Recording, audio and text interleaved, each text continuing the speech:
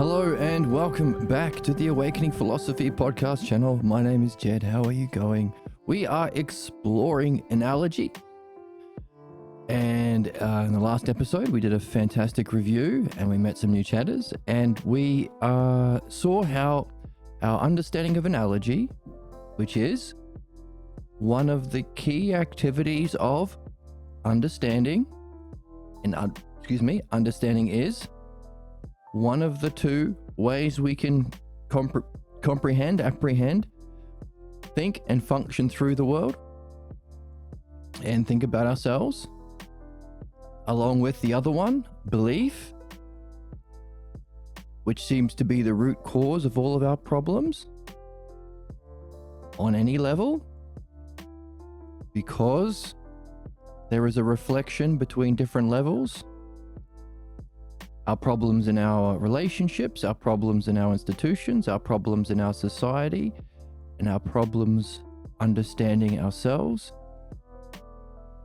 We have discovered there is a principle of reality, as above, so below, which allows us to not just understand what we can see with analogy, but use that to discover what we've yet to see.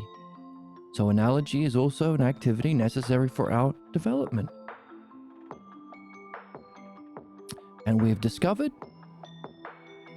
that those who have gained a level of understanding that allows them to use that understanding to perceive the ideal of a certain field or subject as a whole, but also understand its parts, its aspects, and its relationships. Someone who has that level of grasp of an understanding of a particular field can use that to rule. And that rulership has to benefit the subject, not the ruler. We've discovered this is the natural law. And we've seen that this is mythologized in the story of Prometheus. Prometheus saves mankind by stealing fire and the arts from Zeus, the main god, the head god, and giving it to humanity. The arts. The word art is the word assigned to that kind of rulership from mastery with knowledge to benefit a subject.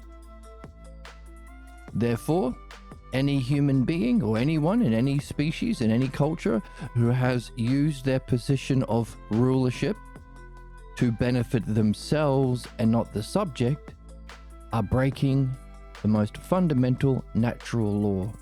If we allow this law to be broken, we see what we are facing with our society currently. People without expertise, without knowledge, are not functioning to benefit the subjects, but to line their own pockets, to play out their own sick beliefs. And they are killing millions and millions and millions of innocent people, starving to death millions of children, destroying everything that we need for life, and racing us towards extinction. Simply by, well, number one, we all allowing belief to be a qualification for rulership, which is the consequence of this cultural belief. Everything is relative. It's my truth that X, Y, and Z. And if it's my truth, then you have your truth, and there's no actual truth. It's all just relative to personal opinion. Therefore, I can rule people. And without actual understanding of what's good, the ideal, without any actual understanding of how to use that, the good to benefit subjects, you can't do good. You can't benefit. Or in other words, nothing good can happen, only bad can happen. What only bad happen, I think is the quote. Only bad happen. And of course, the next stage is the desiring to inflict that suffering as a mark of fake knowing, for believers, sadism. So that's the answer to the question, why does the Pope, the trillionaires, the president only seem to hurt people en masse and never seem to want to actually solve any problems that would make anyone's lives better or souls better? Why don't they do benefit, and why do they seem to seek to do harm? That's the consequence of this belief. Everything is relative. Therefore, belief can function as expertise and a qualification for rulership. And that rulership can't do good, can't benefit the subjects, so what do they do instead? Benefit themselves. That benefiting yourself as a ruler and not the subjects is breaking the natural law and what will end our human race. Our job, therefore, as human beings, is to recognize there are two cognitive functions we engage in, belief and understanding. Recognize that, learn understanding so we can understand what they are. You don't want to believe what belief is. That's just going to keep you stuck in ignorance. So our job is to learn understanding, which is what we are doing with analogy in this book. Use that understanding to understand belief, its parts, its relationships, its consequences or conclusions.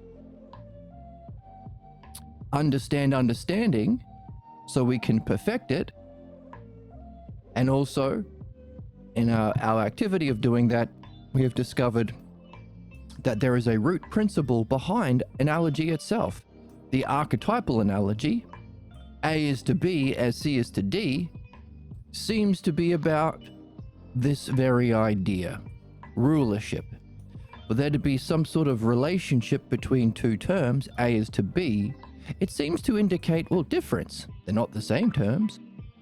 But what marks that difference in relationship? One is greater, one is lesser. They're not equal.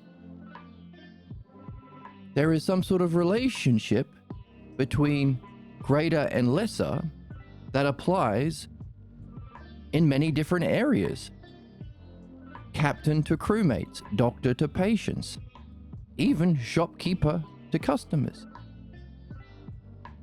There seems to be an archetypal or a ruling analogy, and that ruling analogy for all analogy seems to be rulership. How is the greater relating to the lesser? And we've been exploring what kind of things are involved. This is the R1, R2, R3. What kind of qualities are involved in true rulership? A shepherd protects his sheep. A shepherd guides his sheep. Is it the same for a king? Does a king protect his people, guide his people? Is it the same for a shopkeeper? Some things do apply, some things don't. So we can discover that this archetypal relationship behind all analogy and understanding seems to have its own hierarchy. Different levels of rulership or mastership or art to use that to benefit the subject, to use your knowledge of a field to benefit art, the subject, not the practitioner. And equally so, we've been asked, would there therefore be an hierarchical stages of knowledge? Does the knowledge a shopkeeper have, is that different from a shepherd's? Greater or lesser? What about a king or a ruler of a society?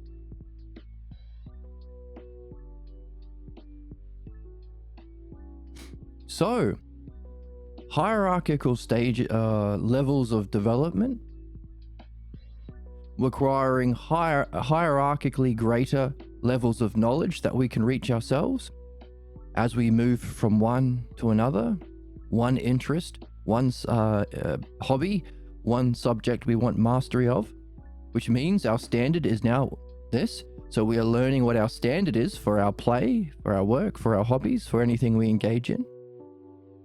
We can move to higher and higher levels, which is an anagogic movement, using analogy to move to a higher upward moving path. That's what the word anagogic means. Uncovering higher and higher levels of knowledge. Therefore, this rulership analogy, the archetypal analogy, is a principle of reality. And what we are seeing currently in our society is what happens if we break this universal principle or natural law, and people who claim rulership over others harm them for their own personal benefit. What if a doctor made all of his decisions not what benefits the subjects, but what benefits him? Of course, we're seeing that now with the MAGA or MAHA. All of these sadistic, belief-based rulers are causing diseases and death and destruction as they only make policies that make them richer and more powerful, with no concern for benefiting the American people or the human race. Therefore, and then on the other side of the equation, we can hypothesize what might happen if we demand everyone in our species adhere to the natural law. That is, use their position of rulership to benefit the subjects. We already insist on this for doctors, but we didn't used to. We had the plague in the Dark Ages, where the Catholic Church killed the philosophers, shut down understanding and institutions of understanding like the academy, burnt the libraries and said, "We are in charge of everything, including medicine." And then the Black Plague happened. We almost became extinct. So we already know, if we reflect on history, what happens if we break the natural law and allow belief instead of understanding as a qualification for rulership or expertise. And we do not demand the principles of art. We already know. Our job is mastering the greater and keeping an eye out for when we fall into the lesser. When do you make decisions about things you don't know and you don't understand? Somebody came into the chat last time and said, I don't know, something about spirituality being a waste of time. Do they know that? No, because I said it's not worth reading about it. It's not worth learning about it. So, without any understanding, because they're already blocked from learning, they made a declarative statement about a field they know nothing about. That's belief. How does it function? Always bad. Can we test that? Yes. They didn't stick around and learn. In fact, by declaring as an expert that they know better, they've spent their life energy and time they have in this incarnation further entrenching themselves in their ignorant false beliefs. They've done harm. So, belief isn't neutral. It does harm. Or, if we recognize what we've learned to recognize, having been reading and reflecting on this book, we can actually see, hang on a second, all of the problems we have or crises we are in are nothing other than a message about our current state of being and its difference from the ideal. The ideal, of course, for our souls in philosophy, understanding and knowing, or wisdom. Knowing the ideal of self and mind, understanding its aspects, that's called the logos. And existing in that state of being or consciousness and functioning through that to benefit artfully. Any problem we are in is a message being sent to us from the consciousness of reality and perhaps the self, or our dream maker in our dreams, about that difference, which is a kind of judgment or diagnosis. The only catch is, if our human illness, the cause of all human problems and illnesses, is the difference between the ideal and our sickness is belief, then we can recognize a few things. First of all, the messages or the crises we are in are messages about our beliefs, so that we can learn understanding and use that understanding to purify our beliefs in the activity of dialectic called philosophical midwifery. So in one sense, beliefs are good. They allow us to experience the consequences of having a false idea about self and reality. That we can't have learned that from reality. We can only have learnt that through belief, imitation, appearances. The false appearance of someone who was cosplaying a Noah. But it serves us because it allows us to discover the inherent intelligibility behind the problems and crises we are in. In other words, our problems are not problems but puzzles. They are messages that allow us to discover our beliefs and free ourselves from them. And in the process, to do that, you have to learn the truth. The claims that your beliefs are making about yourself and reality are false, and thus causing your problems. And in the process of freeing yourself from them, you get to learn about what's true. So it's a win-win. It's a win-win-win-win-win-win-win. Win-win-win-win-win. Because you can share it with others as well. So potentially, so long as we don't ever allow belief to rule our soul, our societies, our relationships, our species, beliefs could be beneficial. Problems could be beneficial as this kind of message. Otherwise, they are the cause of all problems.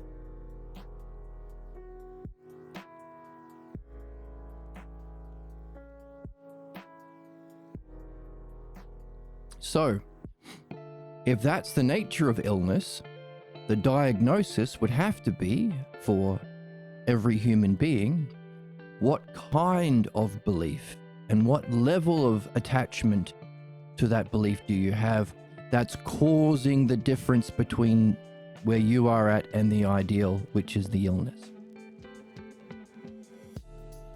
We talked a little bit last time about where we would find a map for the different categories of belief that allows us to make that diagnosis. That's the Parmenides, Balboa translation of the Parmenides. Socrates' teacher outlines all of these categories, and we even saw that the Parmenides themselves follows the structure of the dialectic. Uses the dialectic to unfold a hierarchical set of differing or false beliefs, differing from the ideal,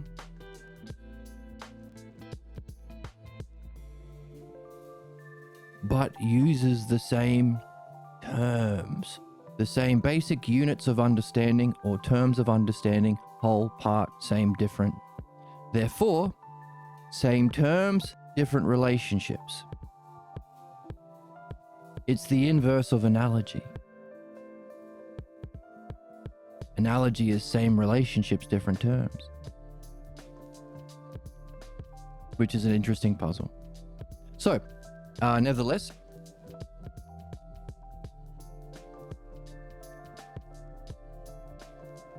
it does give us a map that we could use to diagnose ourselves and those that we are helping. Which means that our dreams already has that map, is already aware of that knowledge and is using it. So the difficulty with this kind of diagnosis is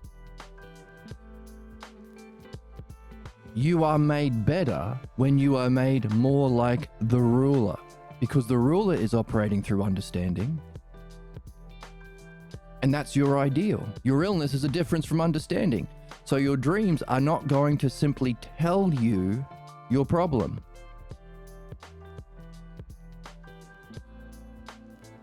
What it will do is provide the material for you to understand yourself, your problem.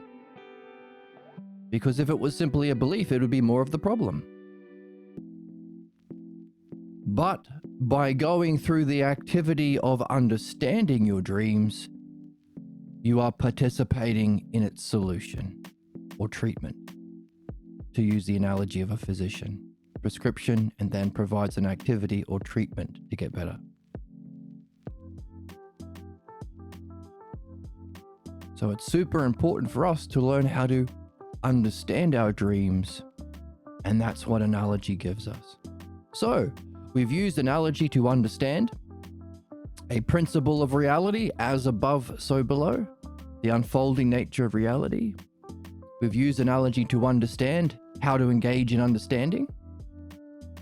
We're using analogy to understand belief. Everything we can say about the greater understanding has a distorted reflection in belief. We've used analogy to discover that there is a natural law that's absolutely necessary for all life, humans especially, to follow. If we break that natural law, the law of art, problems happen, extinction happens. If we follow that principle of art, we can save humanity from extinction.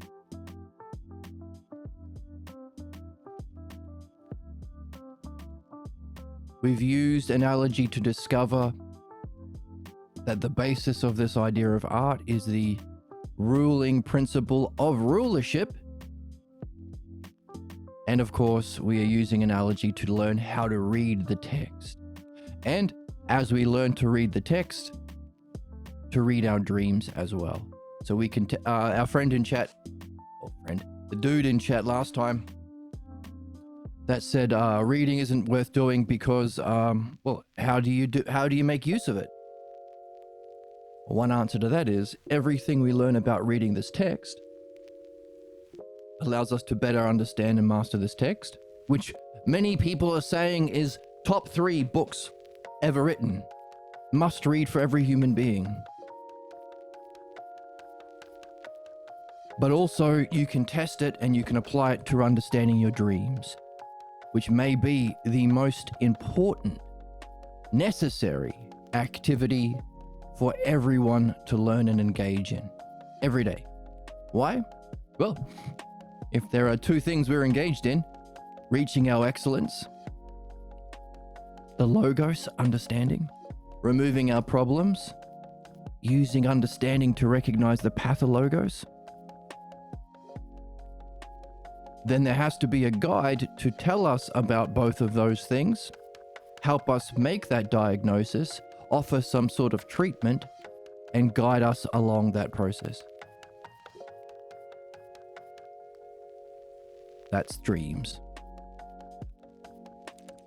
So the most important activity is, to that chatter, your test. Your test of whether or not you can apply what you've been reading in a meaningful way. Now, you might recognize there's one more principle or axiom we have to follow.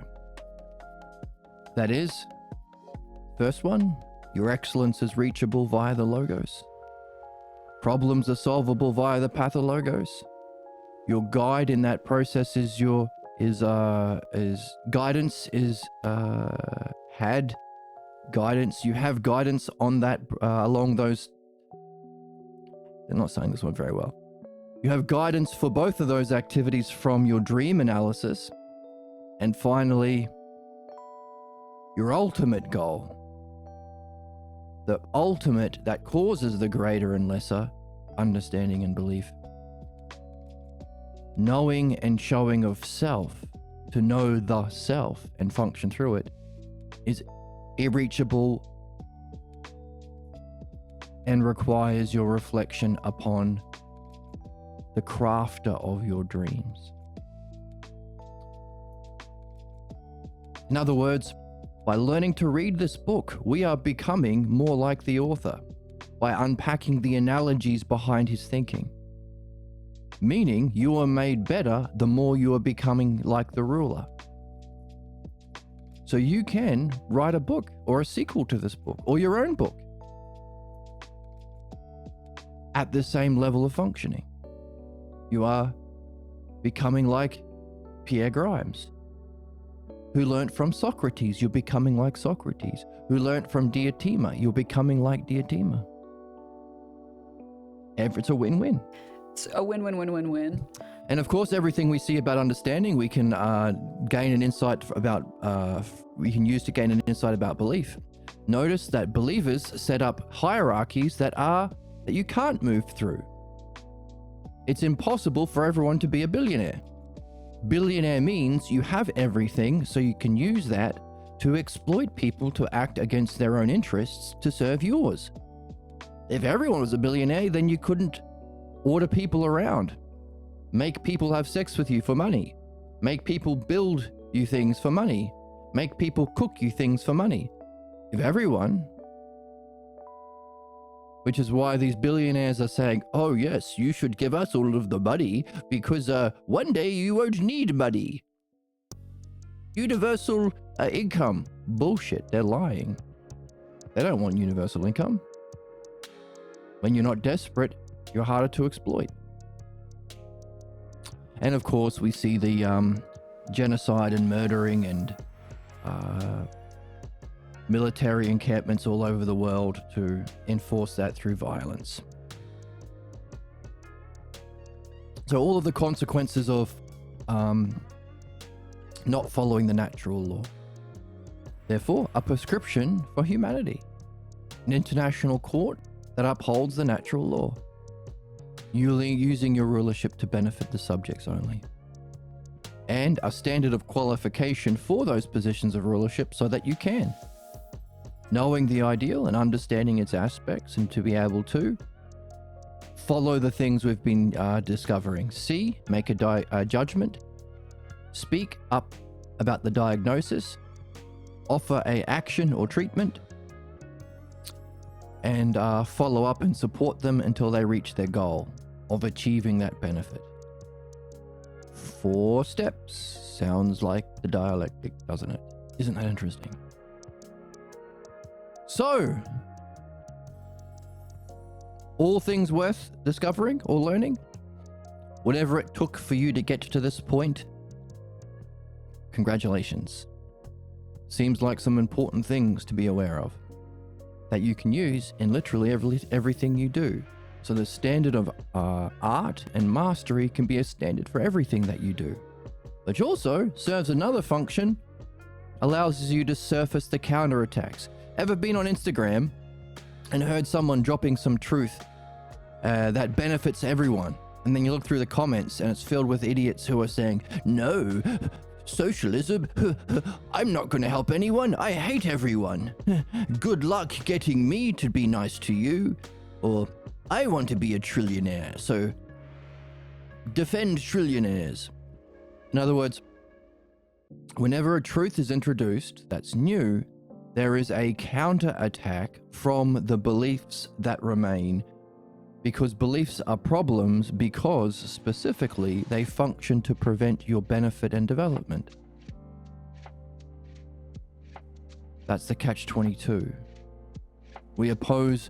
Our problems are our opposition to our own goodness, our opposition to understanding, to universal principles applied universally to universally benefit. And the creation and the support, they pay some millions of dollars to a Jordan Peterson type who says, yes, hierarchies are natural actually, because crabs, because lobsters. So yes, women are less than men. And then suddenly he's disappeared from public eye when people are starting to wake up to his bullshit. So to pretend these false hierarchies are natural hierarchies is the job of the propagandists. And our job is to see, oh, that's a distortion of the true hierarchies, which is the stages of development where we go through from belief to understanding. And those hierarchies are not rigid. You are made better the more you become like the reader. And equally, as you test it out to your dreams, like your dream maker. And if the dream maker is functioning with the knowledge of the ideal and the understanding of the understanding of all of the hierarchical differences from those ideals, and he's using that knowledge and understanding to prescribe you an activity, dream analysis, to go from your state to the ideal, wouldn't that be a nice way of treating people? Is that the standard of rulership we should demand from everyone, from ourselves?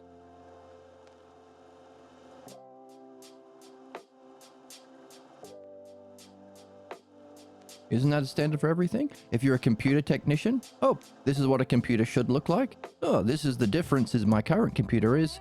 Let me use my skill to move from where I am to the ideal.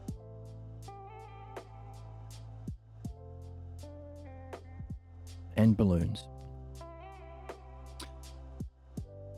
So, all of this we've discovered in our work in our reflection play, exploring analogy. Aren't we doing well? They're secretly turned on by it. And I know you're secretly turned on by it, Queen of Gooning, says the Queen of Goonie. You have the most beautiful breasts and the juiciest ass. Thank you.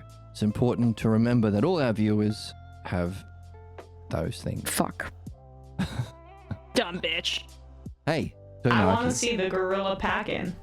No, we're not seeing Gorilla Packin'. We are going to keep reading. Let's jump in.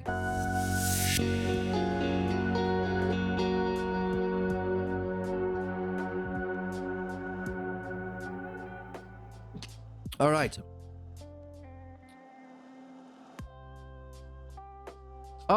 Before we go on, let me make sure we've got these terms. So we talked about how people like Jordan Peterson and those of his ilk who are paid by billionaires to lie about the laws of the world to justify ruling by conservatives, capitalists, and clergy to harm the people, to break the natural law. We've also mentioned last episode about certain key mistranslations of Platonic texts. One, the word forms. Forms are a language that we use for the physical world that do not apply to the metaphysical world. This was a Socrates issue that his teacher Parmenides diagnosed of him in the opening of the Parmenides. So we've been learning about how to use analogy to understand the Republic and the Symposium. You could also use this understanding of rulership, diagnosis, mastery to understand the beginning of the Parmenides. So the word is, of course, eidos. The ideas are not forms or concepts even. They are aspects of reality you behold directly with mind knowing itself.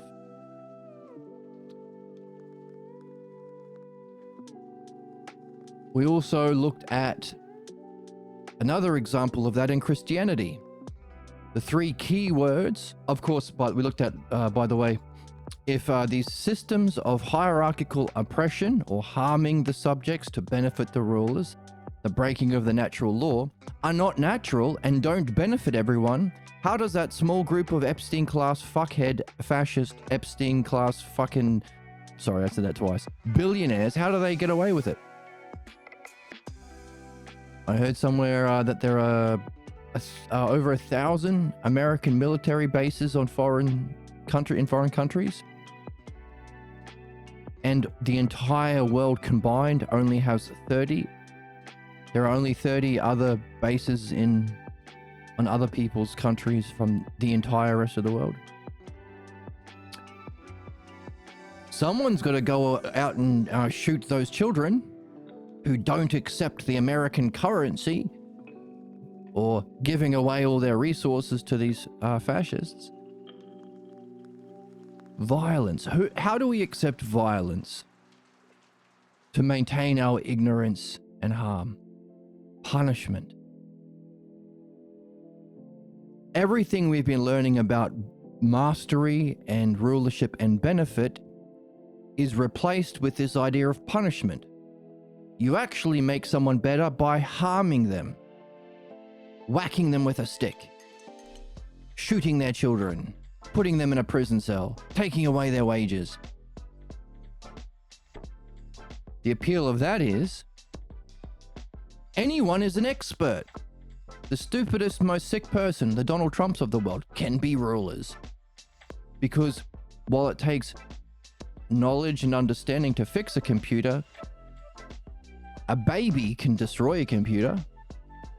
You don't have to challenge your beliefs to learn something new. And that fear of learning is behind the human crisis. Cognophobia. You literally are dumber than children. Making us literally dumber than children. Don't be disgusting. Because while children can destroy a computer, the children don't pretend to be experts, whereas the capitalists, conservatives, and clergy do. So, how do we smuggle in this lie that violence to maintain systems of hierarchical oppression is good, actually? Punishment. Now, this idea of the exact opposite of mastership or rulership. And the lie is that fire makes things cold. Doing bad makes things good. Inflicting harm makes a benefit. Teaches them a lesson. Now, it might be hard to accept because it's very likely that at some stage your parents, I'm guessing, not all, but most, will have used punishment to inflict their own beliefs and will. Therefore, recognizing that it's bad will also require you to challenge your false beliefs and images of your most loved parental figures, which is why it requires not only intelligence to do this, but character, a good head and a good heart. So, doing harm makes people good. Adding heat makes things cold. Now, we've been seeing that seeing, speaking, acting, and closing the gap, there's a dialectic there, isn't there, is needed for actually helping people. Seeing, judging the condition relative to the ideal. Where are you at and what's the ideal? Speaking up the diagnosis, putting that into words, naming it, that unifies it in your own understanding and allows you to function, communicate that. Giving them a set of divisions or activities that they can go through in time. Notice the language of the dialectic. And then having a clear goal, removing of the illness and becoming closer to the ideal or conclusion. Now, you could find this in the keywords in from the ancient Greek that has been put into the Bible. Amartia is missing the mark, not reaching your ideal. Metanoia is to turn around, reflect on yourself, adjust your aim to get better. Ephemi is when you're free of that problem that was causing you to miss the mark. Amartia, metanoia, ephemi. I'm not sure if I'm spelling ephemi correct. Let me just check. I think it's aphemi. So let me fix that.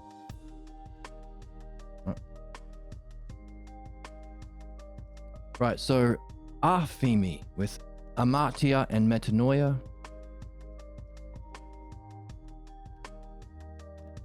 Amartia. It's a fancy way of hitting a mark. Amartya. Metanoia. That's a meteorite. Hits you and adjusts your aim. And Afimi. Afimi. How do I remember Afimi?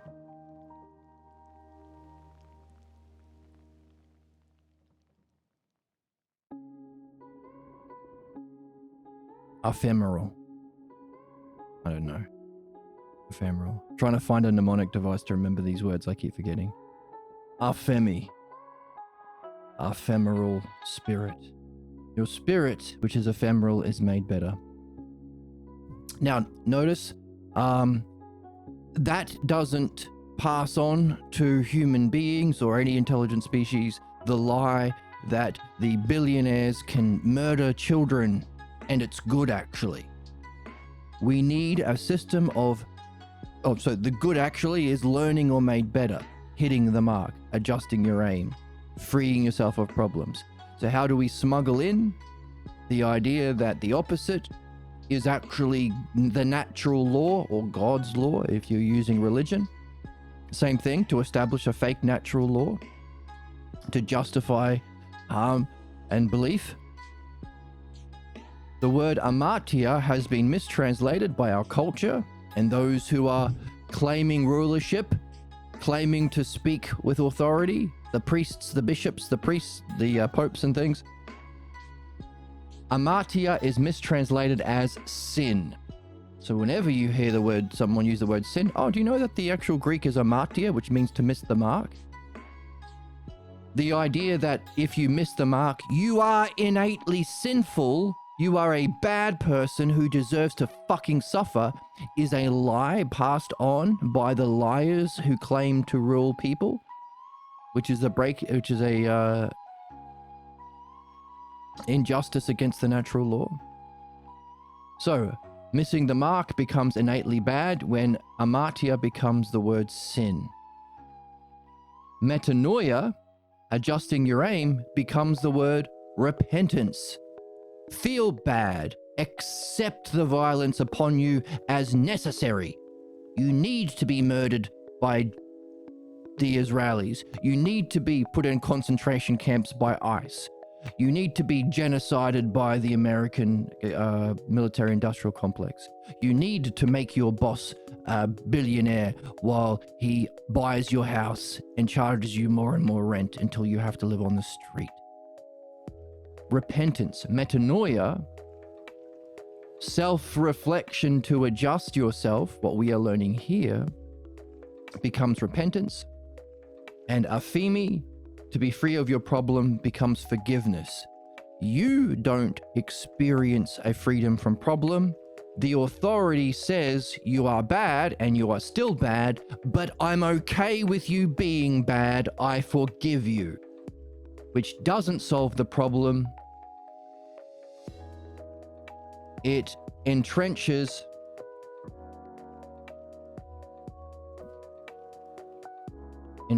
the problem. Yes, you are you are a woman who caused original sin, says these fuckhead liars, sexist bastards. Entrenches the problem itself. The idea of forgiveness doesn't actually fix anything. It says, yes, you are bad. You now believe it about yourself because you had to suffer to teach you that you're bad. And also maintains the system.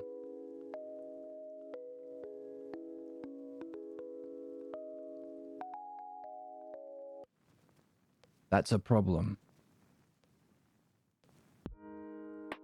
The exact opposite. Forgiveness is the exact opposite. Well, the idea of sin, repentance, and forgiveness is the exact opposite of the Greek amartya, metanoia, and aphemi. That is the mistranslation of, and does the exact opposite of helping, does harm in the worst kind of way. It also smuggles in, just as Peterson does on Joe Rogan's podcast. I don't want to eat a monkey. Smuggling in the idea that these systems of oppression are natural because of lobsters or some bullshit.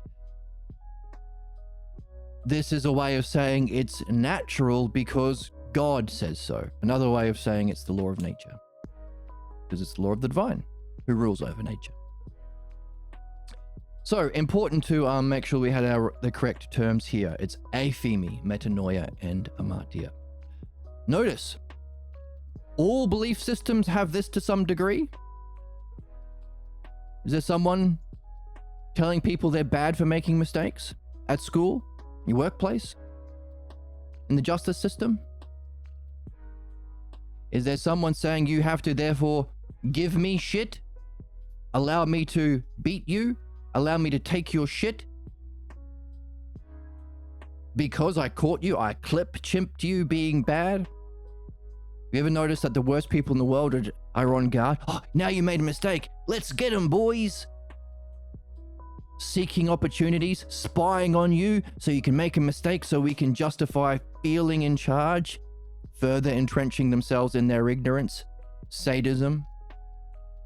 And every system ruled by belief, would you say, doesn't solve the problems because that would remove their leadership via belief.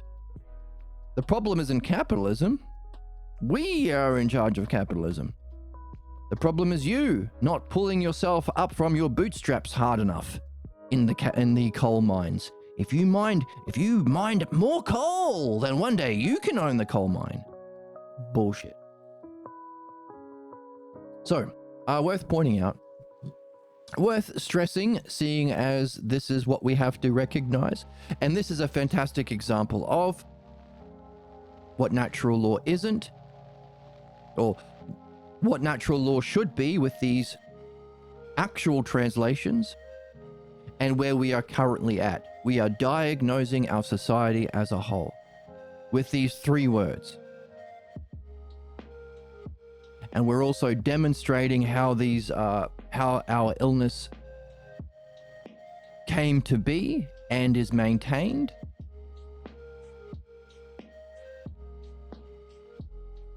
The next thing would be prescribing a treatment. Our treatment would be turning on my fan, learning understanding, moving so that you can move from belief to understanding. And that's what we're going to do now. Follow the treatment and jump in.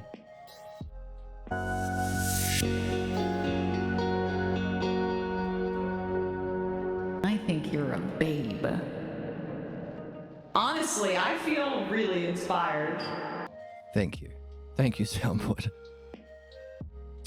Reflections on the New Testament. Ooh, here we go. Reflections on the New Testament. Now, let us take one of the ideas explored in Is It All Relative, such as those found in the New Testament story of the divine luminosity that radiated through Jesus, and from which Moses and Elijah emerged and then talked with Jesus. Ooh. After witnessing this extraordinary event, Peter asked Jesus if he should build 3 tabernacles, and Jesus responded by saying they should tell no one what they had seen. Now, if this story has a meaning that is well worth considering analogically, then we have to ask some questions. The totally corrupt and war profiteering government, that's good. People from other countries are criminals. No. We're not talking about that. You literally are dumber than children. Just like use your brain for a second. Use your brain for a second, Mr. Brown.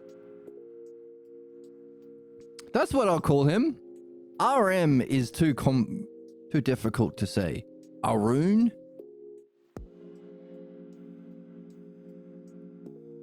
He had a live stream recently where the girl called him by his real name. I forget what it was. But Mr. Brown works for me.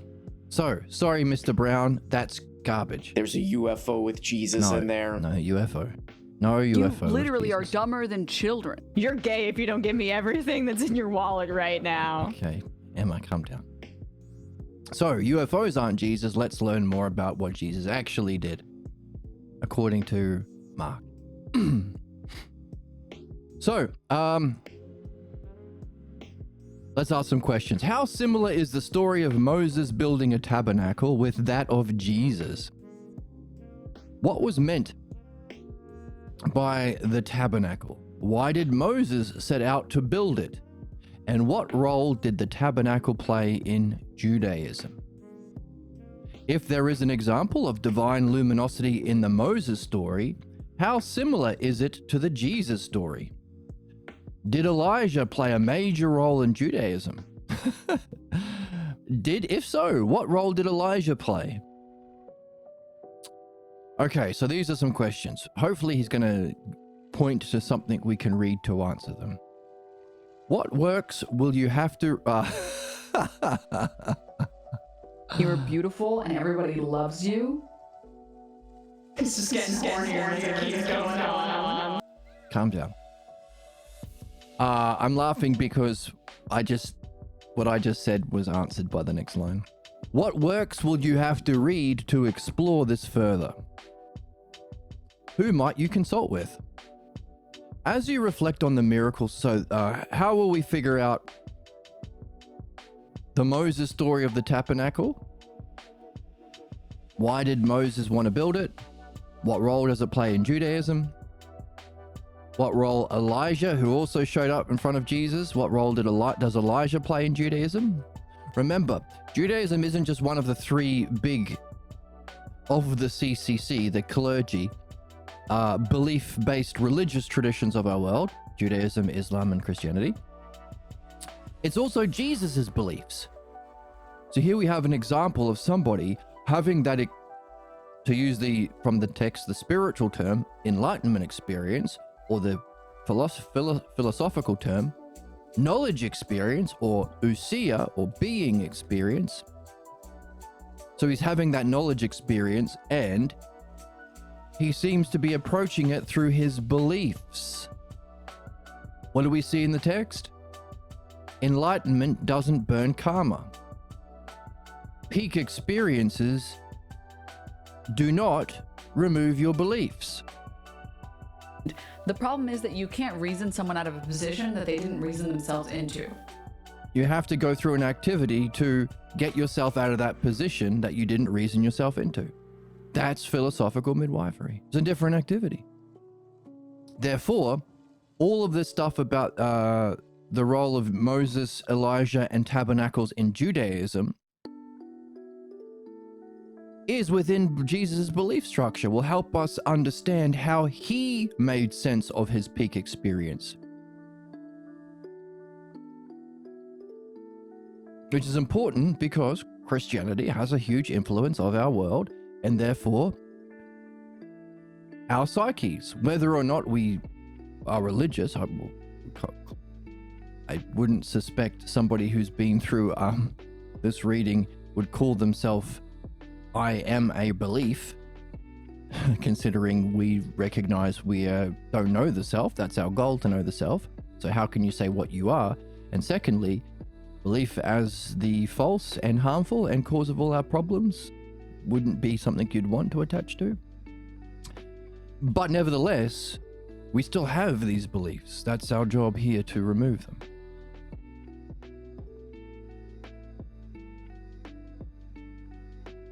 So, even though you probably wouldn't say I am a Christian, there is still whether or not you do, there is still an influence of Christianity. So here we are going back to the origin. The key dude, JC, in his key experience, the divine luminosity, and how well he understood it or mistranslated it, interpretation, projecting his Jewish beliefs onto it, as the root cause of all of the Christian horrors and problems and ways of being and things that result from it, Dark Ages included. So when the Oracle tells us, the problem is that you can't reason someone out of a position that they didn't reason themselves into. When the Oracle reminds us we can't reason ourselves out of a position we didn't reason ourselves into, Christianity, what we can do is go to the source, the root cause. So that's the significance of all of these questions. Super important for all of us and our world. So where are you going to find this? What works will you have to read, and who might you consult with? I know, somebody who wants to save their belief tradition. They're going to tell you the truth.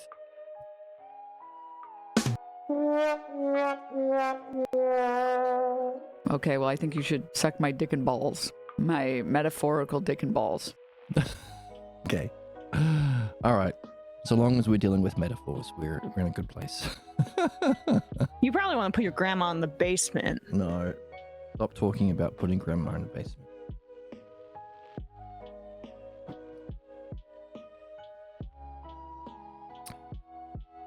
As you reflect on the miracle stories, new subject, would you give this event greater or less significance? Why? Consider further. So how does this understanding of his luminosity within his Jewish beliefs and culture and family, how does it relate to the miracles that came before and after? Consider stories about miracles. Consider further. Did a mountain play a central role in each story? Why? What role did Moses and Elijah play in Judaism? What would it mean for all three to discuss together? What does it mean that they're all chopping it up on a mountain, talking about tabernacles after a divine luminosity experience of mind experiencing itself? What would it mean for them to chop it up?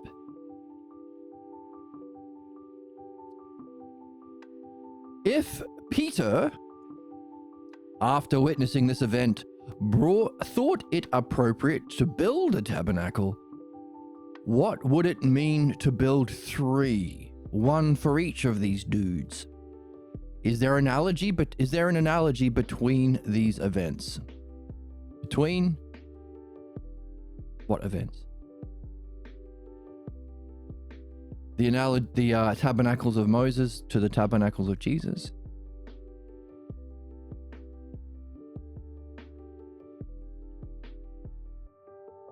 Peter's interpretation and Jesus.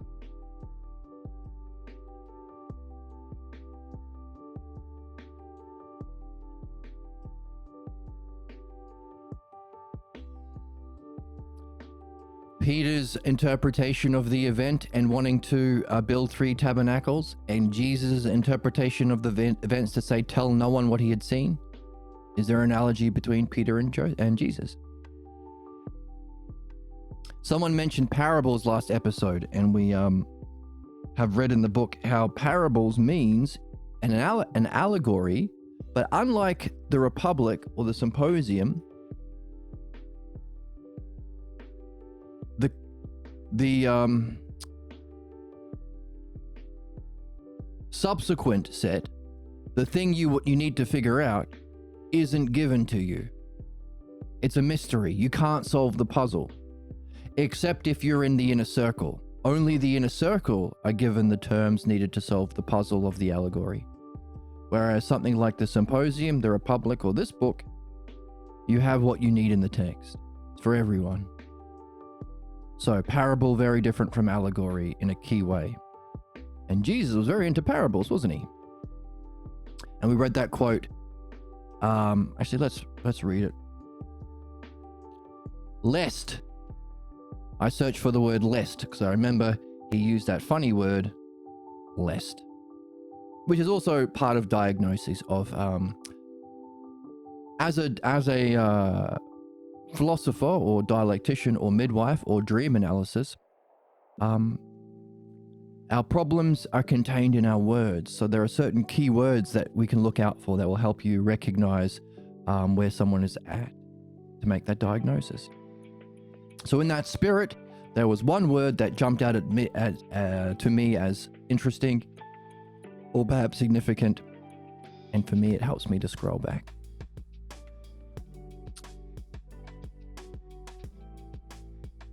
Here we go.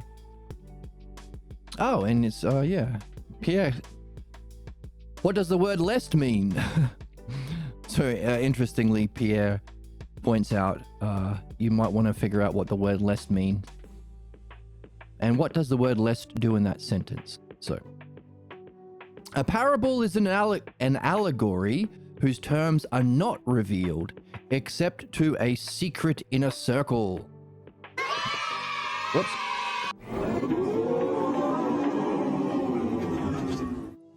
Not yay. Specifically not yay. Opposite of yay. In fact, boo, in fact. That was not on my bingo card. Not on my bingo card. I don't know why that weird expression tickles me. It's not on my bingo card. Why'd the woman on the screen not have perfect laugh for me get horny? Why? I can't answer that question for you. So,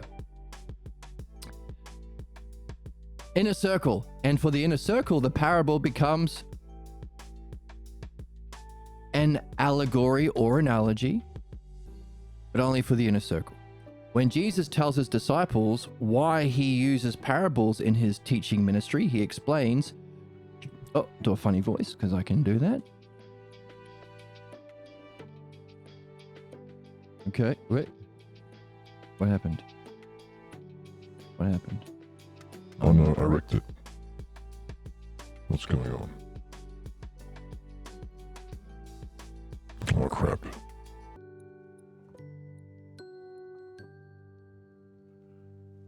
To you has been given the secret of the kingdom of God.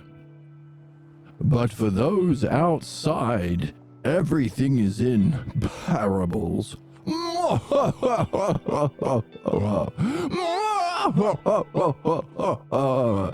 They will never know.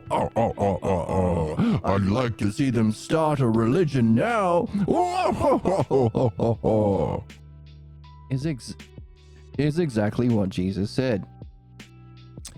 So, oh, and he goes on to say, it is so that those outside may hear but not understand, lest, according to the Gospel of Mark, there's our lest,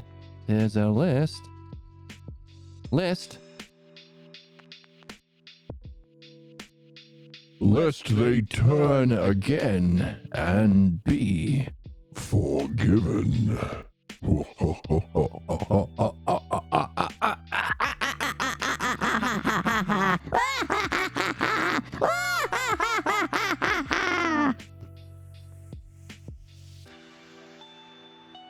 I'm too drunk for this stream. That's all of the sound voices that we have. Don't worry. It's okay now. You'll be okay. Just popped a perky, now I'm kirky. Just pop a perky and you'll be kirky with it. You'll be kirky with it, trust me. So, parable is when everyone else doesn't get to solve the puzzle. It's only for a secret inner circle. Lest they reach the kingdom of God, or whatever state of mind is being experienced in this divine luminosity spirit experience on the mountain. Kingdom of God is the analogy or metaphor he's using. And also, lest they turn again and be forgiven. We've done a little bit of work, haven't we? That turn around, metanoia,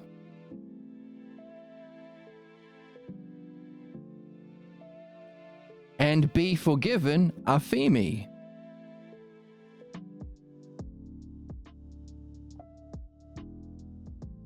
Humans are amatia, having problems missing the mark of, what's our ideal? A state of being or state of mind that we are calling divine luminosity, or Jesus calls the kingdom of God, we call knowing. Necessary for rulership and mastership over our own selves. So we're missing the mark, amartia, not sinning. That's not the right word. We're all here to learn. Be absurd to say we're sinners. We need to. Well, Jesus says, don't share what I've just gone through. Otherwise, the many people will metanoia, turn themselves around, and aphemi, free themselves from the problems that are causing them to miss the mark and allow them to reach the ideal. Notice how anemic? What's the word? Look, notice how anemic, how thin and rubbish the meanings that we are given. Forgiveness, repentance, sin. It's baby talk for babies. Who the fuck are you? You're a little baby. Dumb bitch.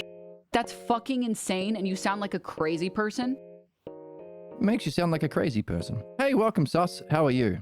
Hello. I would scoop the moon in a cup for you. We scooped the moon in a cup for you, suspicious for turning up on the street. So that's a parable. Parable prevents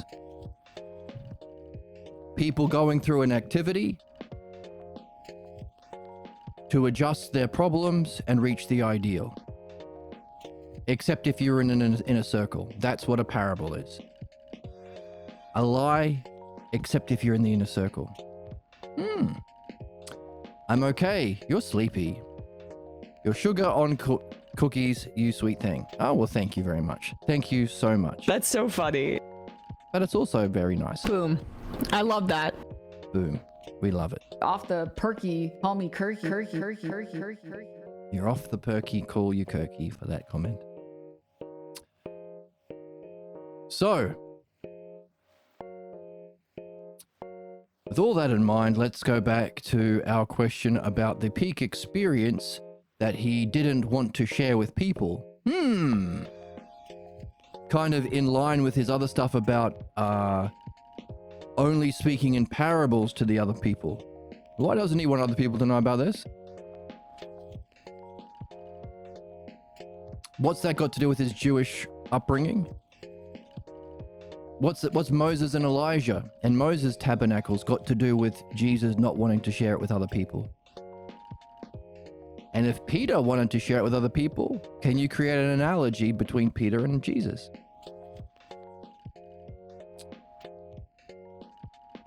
Right. What would it mean to say that as Jesus is to the divine luminosity, so too Moses was to the divine luminosity? Oh, by the way, suspicious, if you're there, I have some new headphones that allows me to hear myself differently. And so I've adjusted the audio quality and settings. I hope it's sounding good. Yeah, does it sound clearer or more professional? I can pause this conversation. Okay, wrong screen. There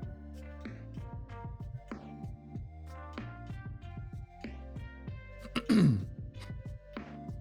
So what would it mean to say that as Jesus is to the divine luminosity, so too Moses is to the divine luminosity? What would it mean to say that Jesus' role is similar to Moses' role, as Moses' role is similar to Elijah's role?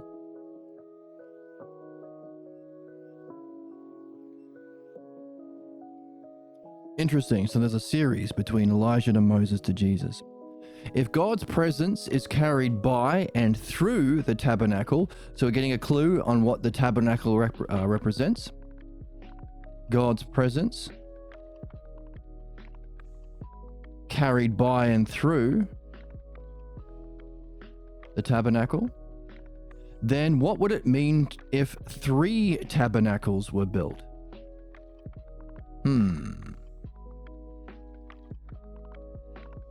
Interesting. Why the secrecy? What is it about this event that Jesus would want to keep secret? Notice we are creating a series of questions and setting up analogies to explore our findings. This is the way you can learn to speculate. Try it, and good luck.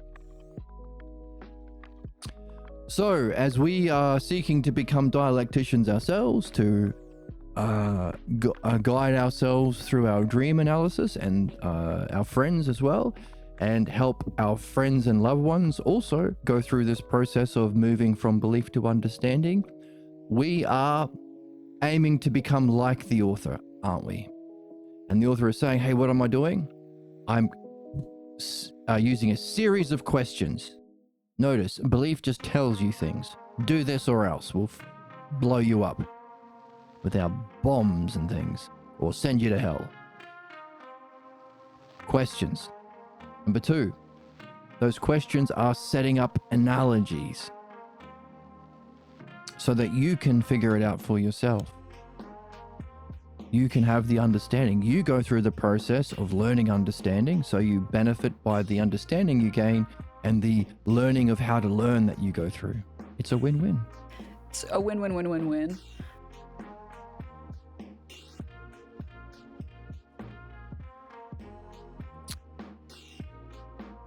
So, all we would need is our own perception of the ideal and how that can be, how the ideal and its included relationships can be expressed in another system. So we can communicate what we are seeing through analogy to help others to see it as well. We might even want a structure for how to ask those questions through which we communicate that analogy. That may be, well, what's the name for a structured set of questions following a standard that leads to truth? Debate. No, the opposite of debate. Perverts. But debate dweeb. Debate dweebs. Pervert. Dialectic.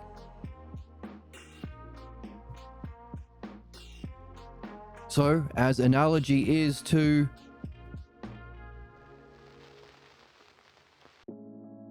what? The activity of exploring ideas? The activity of communicating ideas?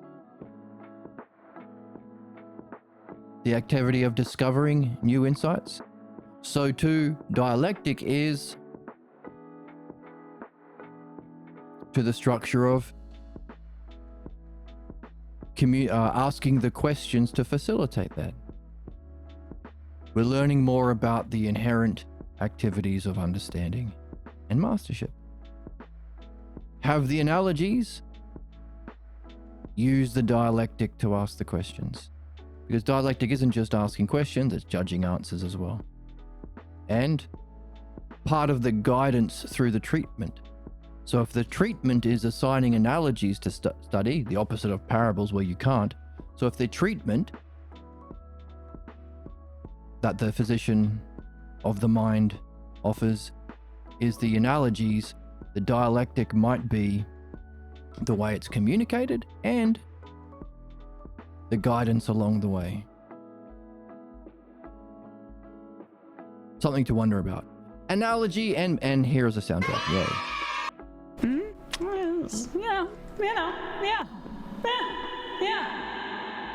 Yeah. Well, if Emma agrees, then we're probably on the right track. Analogy and metaphysics. How's my coffee? Ooh, nice. Reflecting on analogy brings you to a new kind of thinking. Oh, we're in it. It is like finding a strange doorway that if you can pass through it, you will find it opens into a land that has its own kind of wonder. Ooh, like Narnia.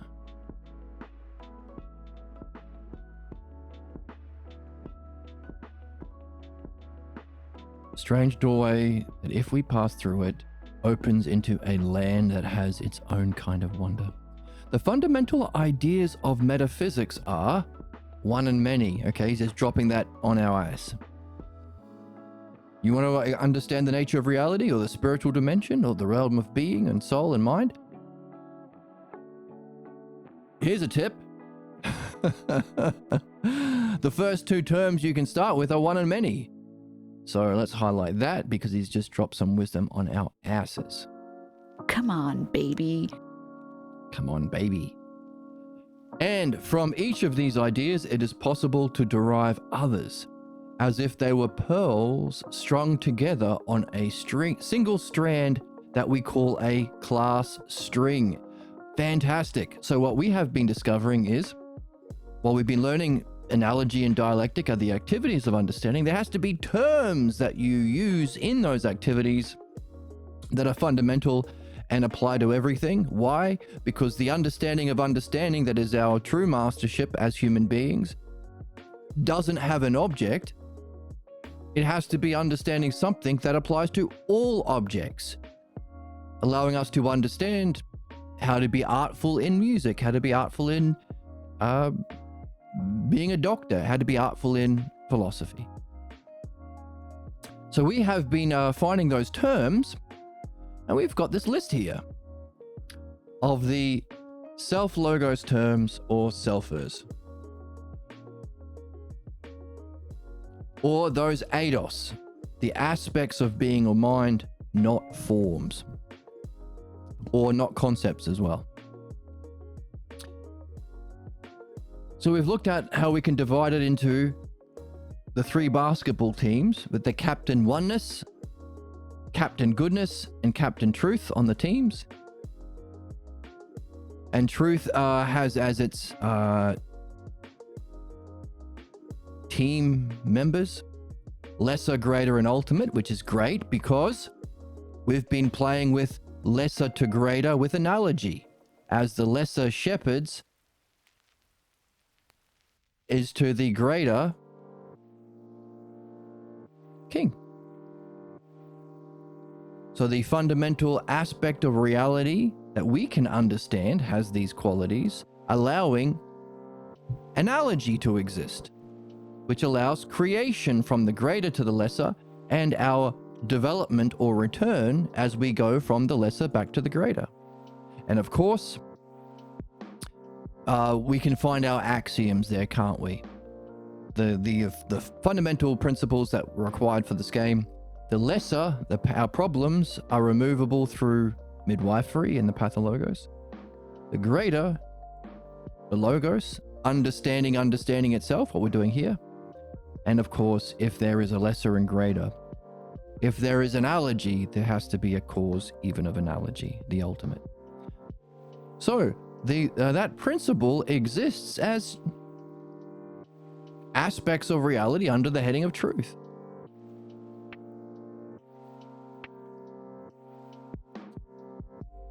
So when people have this brilliant light of being that Jesus was hiding, that Elijah and Moses may have had, people say, oh, it's changed my life because I saw the truth of reality. It was a much greater experience than anything I've had in my life. Everything else in my life is lesser compared to this. So I'm going to start my own ministry or whatever. Goodness, we've been talking about using analogy, lesser, greater, and ultimate to go from lesser versions of beauty to greater versions of beauty, to the ultimate, to the greatest experience of beauty, and then on to the ultimate. Allowing us to therefore function like our author and dream maker and give birth to works that will rival Homer and Hesiod, or whatever you think the modern equivalent of Homer and Hesiod is. So, these applied to this. Beauty. We've also been learning about the Republic. Same activity of analogy in this category. The principles required for analogy applied to justice. So we've been saying this book is top 3 must-reads for all human beings forever.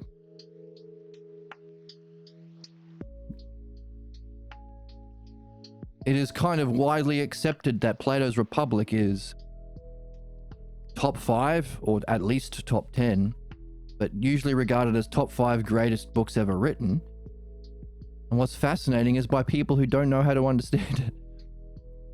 So if this book gives us what we need to understand another book in the top 5, well, surely it's in the top 5 itself.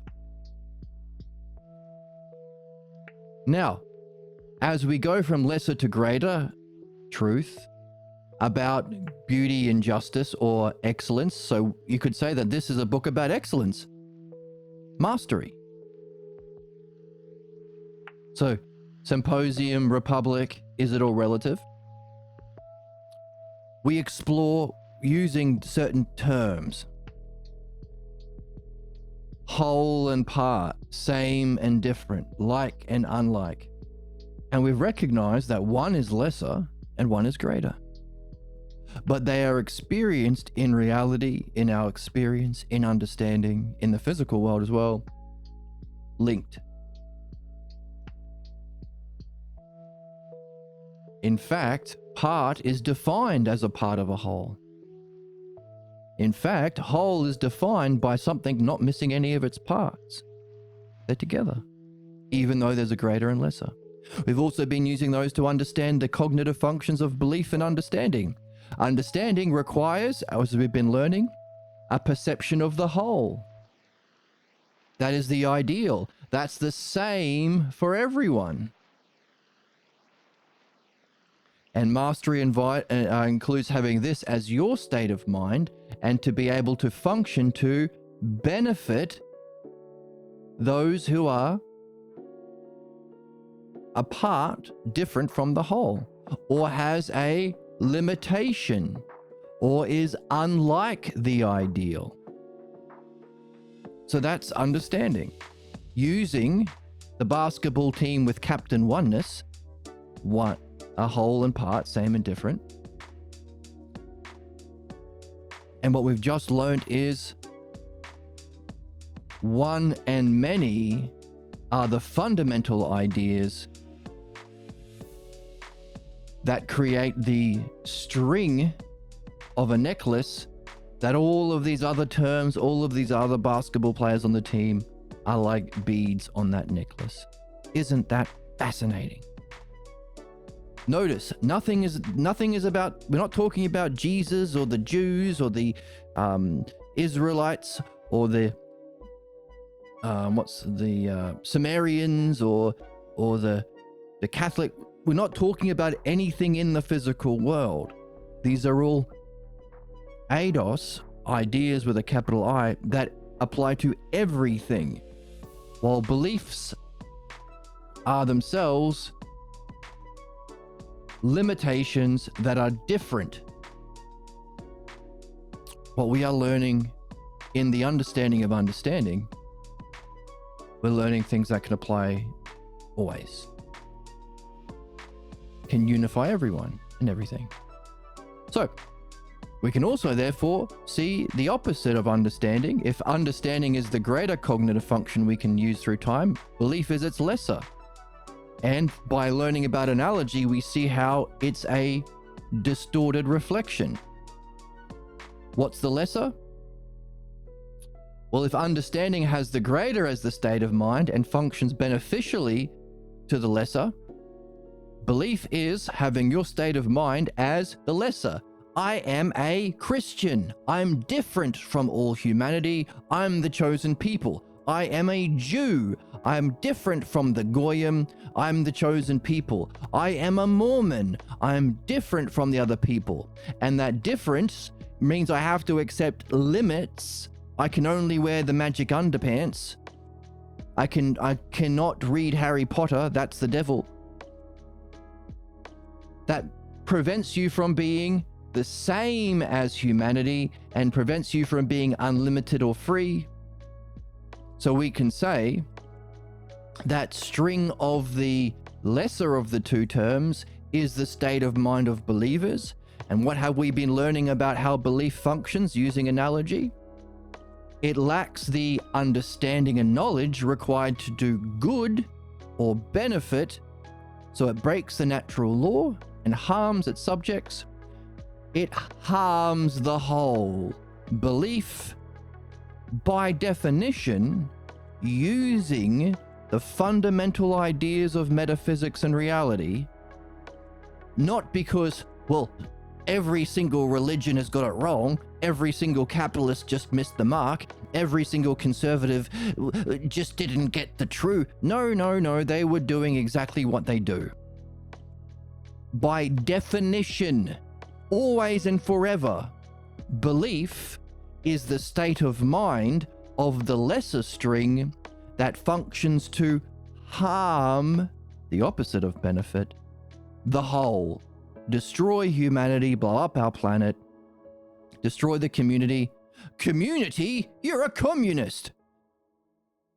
Destroy society. Society? You're a socialist. Isn't that what they say? They vilify benefit. Why? Because that's their cognitive function. That's their illness. We allow the ill to be in charge of everyone.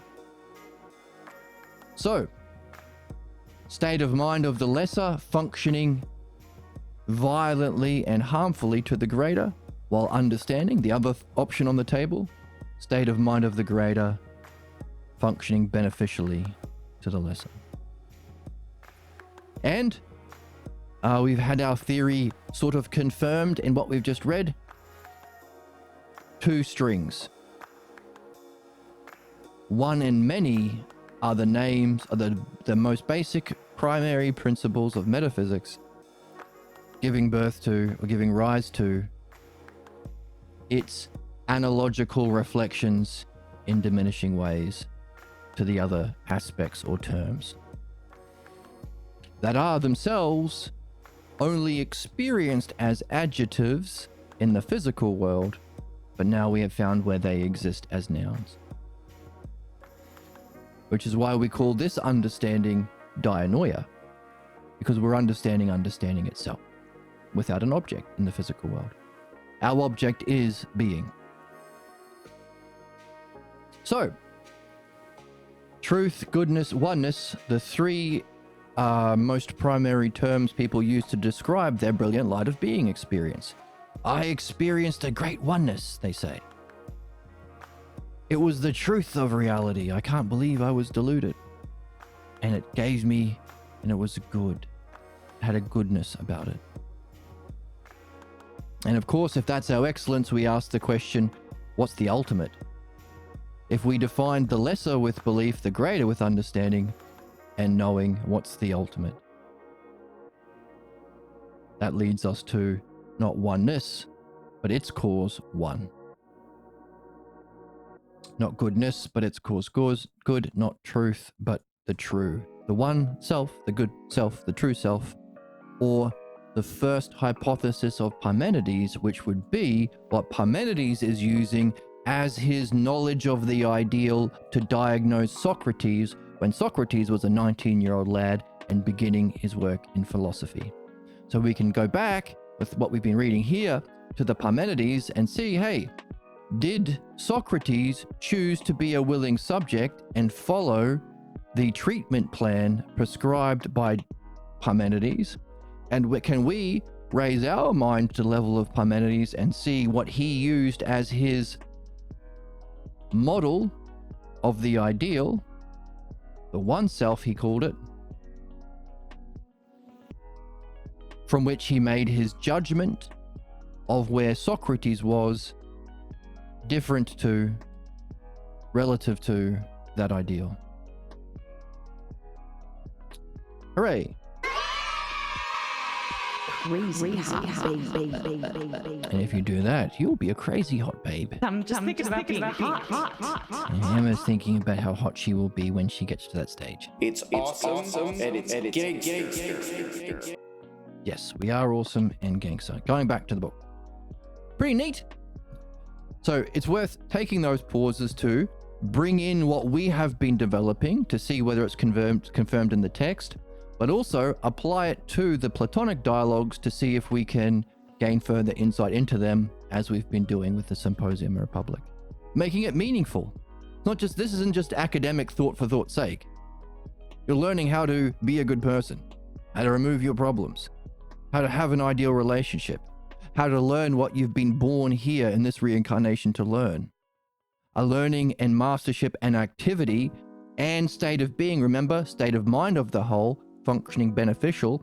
Two aspects, your state of being and your functioning, definition and demonstration, that you can carry with you for always beyond even this lifetime. So it's the most meaningful. Very different from academic philosophy, isn't it?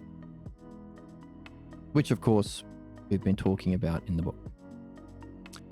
So, with that and some coffee. Lovely coffee. The fundamental ideas of metaphysics are one and many, and from each of these ideas it is possible to derive others, as if they were pearls strung together on a single strand that we call a class string. So we've got a name for those strings we've been talking about. On the basketball team of oneness. Captain LeBron is oneness. And I don't know what team he's on at the moment. Forget about that analogy. Luka Doncic and Aaron White Guy, American face, is, I don't know. I can't remember the members of the team. I wish I hadn't tried. Thus, we can speak of the one as a string or set having members such as oneness, identical, same, similar, and like. Oh, there's our like. Equally, we can say that there is another string called the class of many, having members such as manyness, different, other, dissimilar, and unlike. And by the way, while we've been talking about the two cognitive functions and activities we can have with understanding and belief, we could also say, hey, that oneness is a one of all many. It's a whole of all the parts. You're experiencing a sameness of all difference, which is why it's the model for society. For evolution, we have to protect and account for all difference, but also have a way of bringing everyone together under the same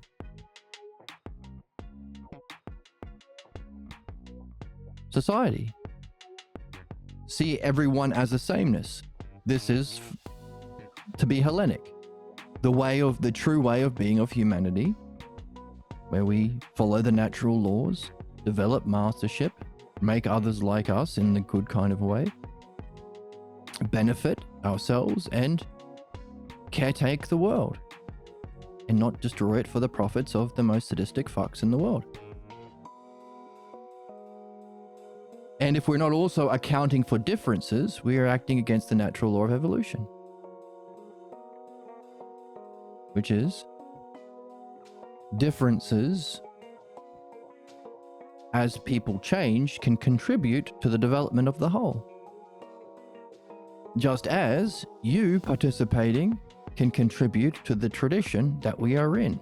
So you could say, as Elijah is to Moses is to Jesus, in belief, so too, Socrates is to Pierre Grimes, is to the author of this book, is to you, in the good cognitive function, the true logos, or the true dharma. Hooray! I would scoop the moon, in a cup for you. For you. That's funny. And that's funny too, I suppose.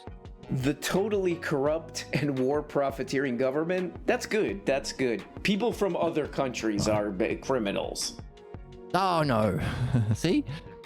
The people who support that say that because it's the same as what they know. And the different people, they're bad actually. So that's wrong. You got it backwards, Mr. Brown. You got it backwards. Shut up for a second, please. Okay. I'm so unsettled. I am so unsettled. We mustn't fight, Mr. Brown. It unsettles Emma.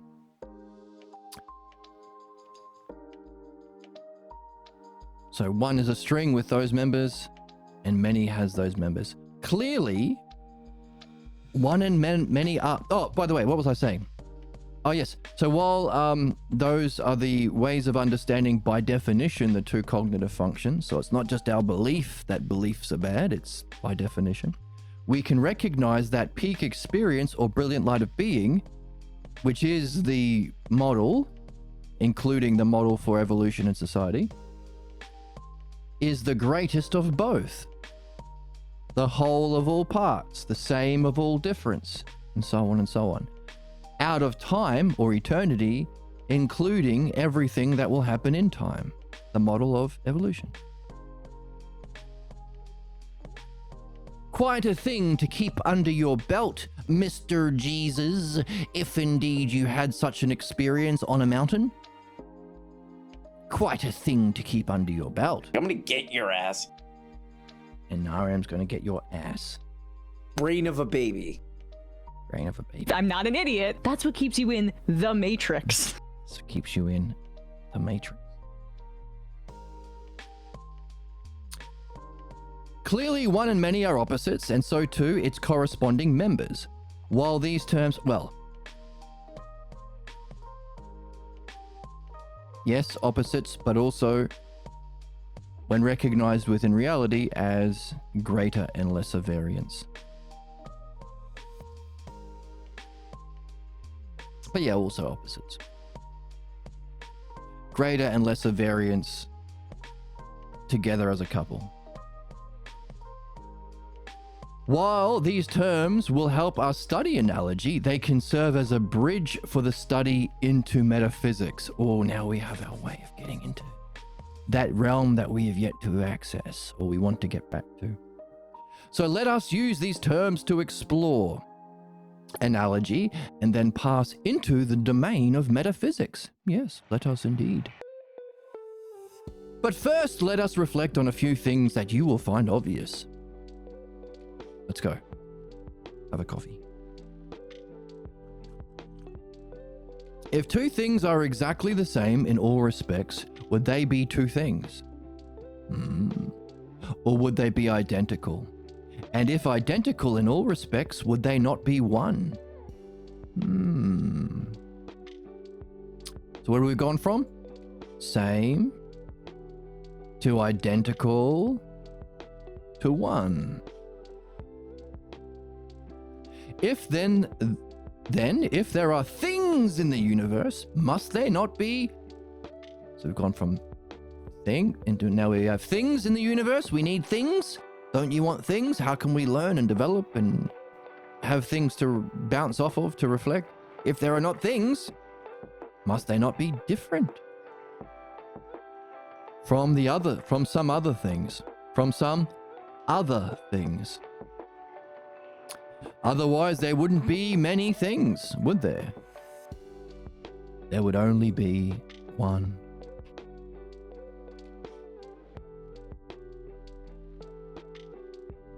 What have we got in this string? Things, difference, other, many. Opposite to one. Then if there are things in the universe, must there be some difference among them? We've already got difference. We'll highlight again. The things in the universe, difference among them, yet since they are each what we call a thing, they must have some sameness to them. Oh, because they're all a thing. So there's a term that can unify, just as the Hellenic way of being can unify our species. So too, the term thing can unify all the differences. Then would it not follow that any two things taken at random must have some common feature that distinguishes them from each other, and some differences that make... What?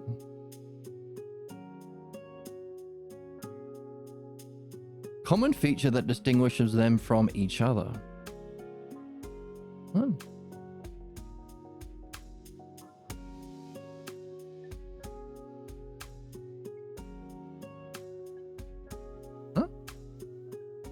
wouldn't it be that any two things taken at random must have some common feature that unifies them together, different from all other types of things? These two cups are... I don't have a second cup. I need to drink more coffee. No, I shouldn't say that. It's not true. These two stuffies, and I picked the least masculine stuffy on my table. Okay, that down. That goes between my mini speaker and mixer.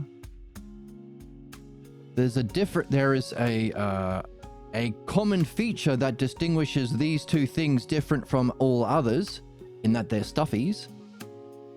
That's what's common. But there's a difference that distinguishes them and makes them different from each other. What?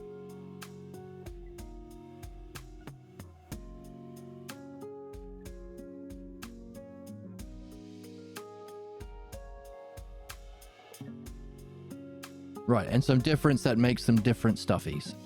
This one's pink, this one's yellow. This one is obsessed with my coffee. This one likes to eat my snacks. Chomp, chomp, chomp, chomp, chomp, chomp, chomp. I will eat.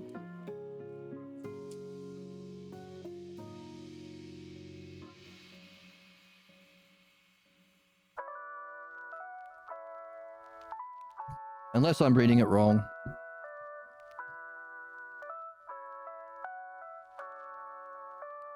Excuse my eating on mic. If I could play a crazy, wacky video, maybe we should do that on stream. I don't know, maybe. I'm always open to evolving the stream, should there be enough people asking for it. So Sus predicted that I will have millions of fangirls and fanboys watching the channel someday, and then when that happens, we can talk about watching wacky videos or something.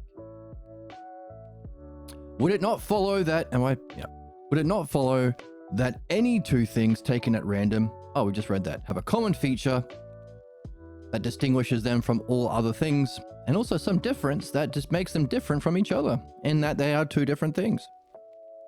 Since we can put things that share some sameness in the same class, stuffies, would it not follow that we can find a class for everything in the universe? Why not?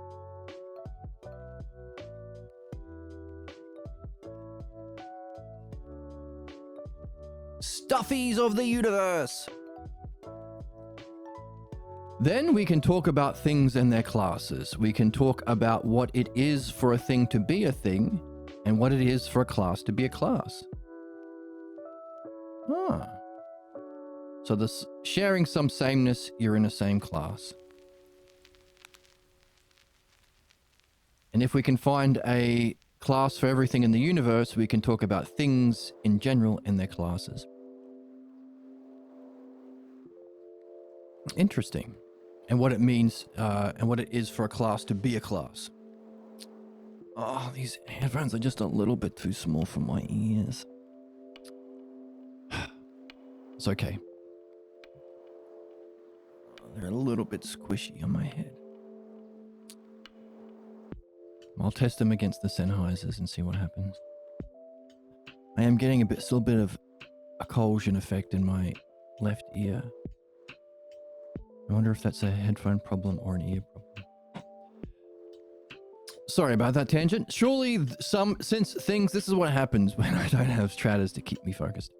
Surely, since things and classes can be distinguished in terms of their sameness, does it not follow that classes themselves can be classified in terms of their sameness? Oh, what? Things and classes, stuffies and cups, can be distinguished in terms of their sameness. Everything that has the same features of a stuffy in one class, everything that has the same features of a cup in another class. But what about classes themselves? Is there a class of class? things that make you a class and things that make you different from being a class. A thing. You're not a class if you're a thing. Oh, seems to come back to what we said earlier. There are two fundamental things in relationship, things and relationships. Sorry. There are two fundamental things in reality, things and relationships. Therefore, the analogy is kind of like the fundamental principle to explore and understand. Well, understand because we've written it somewhere.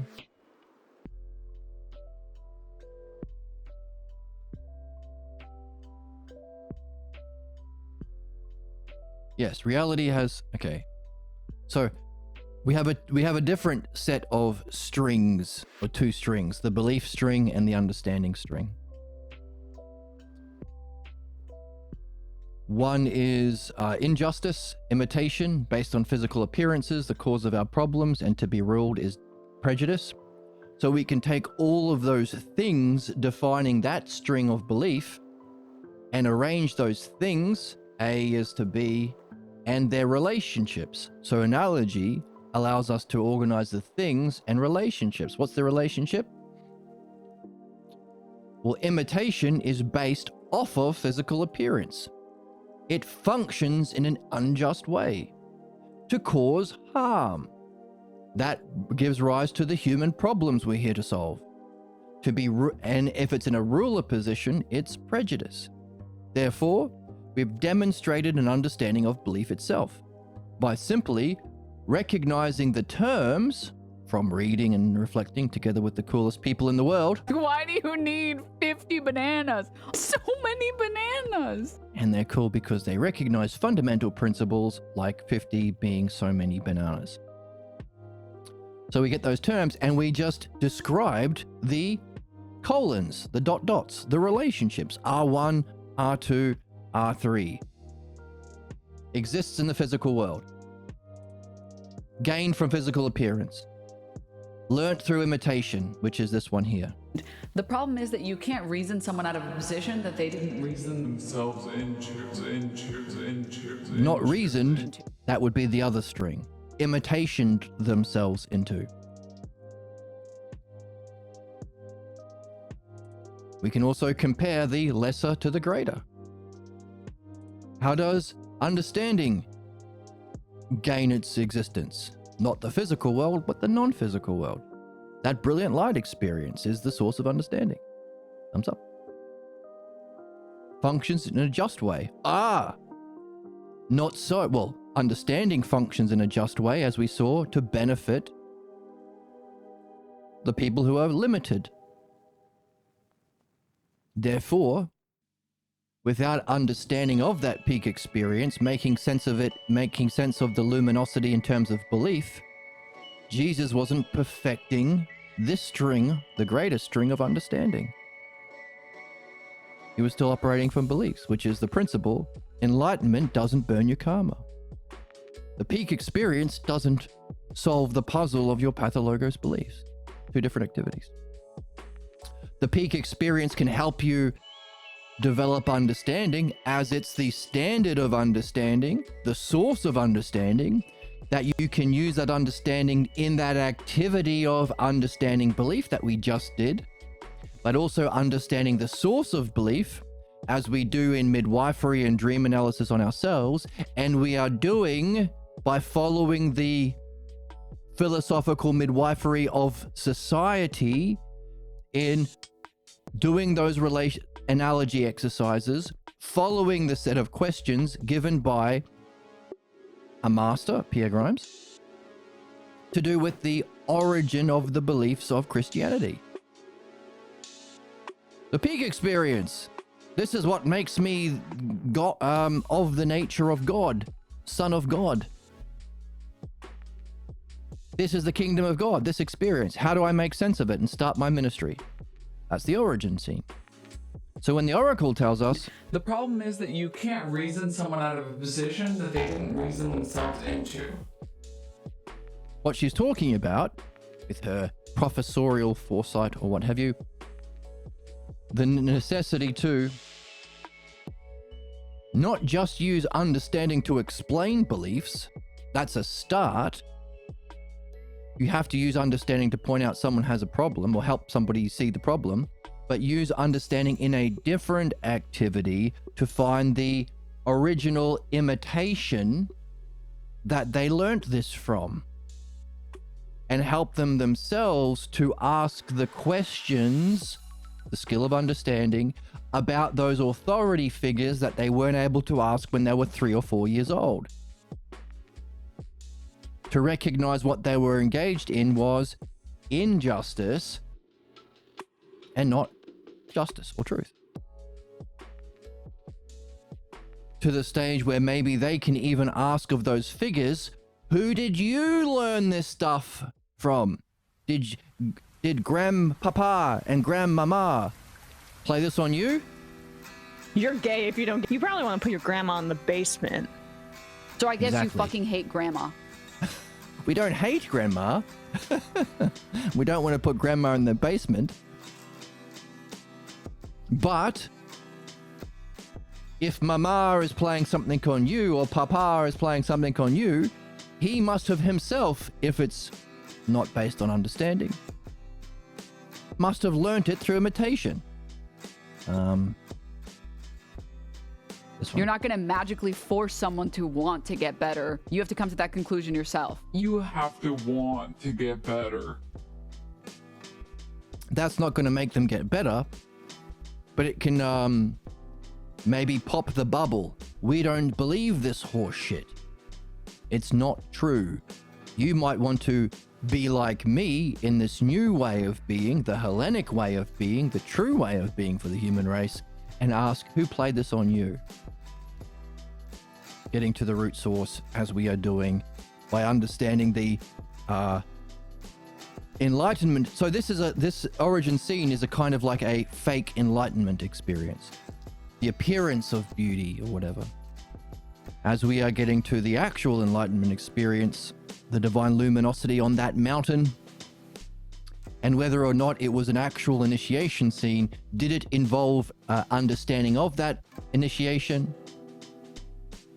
Were you able to distinguish it from your false beliefs of what you were experiencing as reality? Can you integrate it as your model from which understanding is perfected and which you can use your understanding to benefit those others who have not yet reached this ideal? And Jesus says, no, fuck you. Go to hell. Don't tell anyone, Peter. Don't make a tabernacle. And if I'm telling you about what it's like, I have to use analogy, but I'm not telling everyone else, lest they be free of problems, lest they have this peak experience themselves. What's with all the lests, Jesus? Oh my god. Oh, we need to protect people. And everything's a threat to the safety of people. Also blow everyone up all the time. Exactly. It's these people who have followed the bullshit beliefs of Paul that follows, and Paul's belief-based church, that say everything's a threat to everyone and we have to protect everyone. That's why we need these Republican fascist laws and capitalism and the military-industrial complex and these belief-based religions. But also we should kill everyone all the time. Thank you, Mr. Brown. It's awesome and it's gangster. Right, it is an awesome insight. Why do you need 50 bananas? So many bananas! And the Oracle jumping in to remind us that she is also wise, because she knows about how many bananas are so many bananas. That's so is so many bananas. Well, we still eat bananas. We do eat bananas. That's very true. We do still eat bananas. Oh, what nonsense we engage in. Every smoothie has bananas. All the smoothies have bananas. There's got to be some smoothies that don't have bananas in them. That's okay. There's gotta be some smoothies that don't have bananas. Also true. Let's not forget about the great study and research being done on bananas and smoothies. Oh, crazy. Where were we in the book? Let's not get too crazy. That was not on my bingo card. That wasn't on my bingo card. So yes, things and relationships, right? Or things and classes of relationships, to categorize the kinds of relationships. And we were on this thing because reality has two things we saw, and we make use of those in analogy. Reality has two things and relationships. You get it. You're on the ball. You're all doing well. Drop some wisdom on my ass, Oracle. When you're in a state of wanting to improve, you start perceiving all of the Problems, yes. I wasn't able to fix that sound drop. And I can't remember where I got it from, so I'm not going to apologize for problems. Maybe I will. I'll just put an S on the end. Yes, that's why we're doing this. That's why you can't do one without the other. You can't purify the one string without perfecting the other string. We, in our trying to get better, or now we have a standard for it. We have the terms and we have a kind of map and some prescriptions in this book and these questions. We can get better. Mastership, art. And as we do so, we surface all of the counterattack beliefs, which we were talking about at the start of the episode. Ever see someone post some truth on Instagram, and then it's filled with like morons who are saying, I don't want socialism. I want to be murdered and murder children because fuck you, I'm a tough guy, I'm a Republican. Blah, blah, blah. Even though they themselves are the ones being scammed, they are functioning against their benefit. So you have to seek the excellence and surface the problems that will be surfaced. And of course, we use understanding in different activities to purify one and perfect the other. And of course, if you don't do both activities, well, if you don't purify your beliefs, you might have that problem Jesus have, as Elijah is to Moses is to Jesus, in how we make sense of that peak experience. And you won't be able to perfect your understanding as well that you should have done from that experience. Maybe kingdom of God is terminology familiar to you in your religion, but might not be the best analogy or terminology to use to make sense of and integrate that peak experience. So, understanding necessary for both strings. Let's keep going. Oh my God, this is a fire episode today. Everyone watching this is going to be so wise. Oh my God. And beautiful. I want to peg a woman. And Emma might want to, hey, wait a minute. Be a reasonable gooner. Be a reasonable gooner, Emma. So, should we be able to rank classes in terms of sameness and difference? And if... Wait. Since things and classes can be distinguished in terms of their sameness...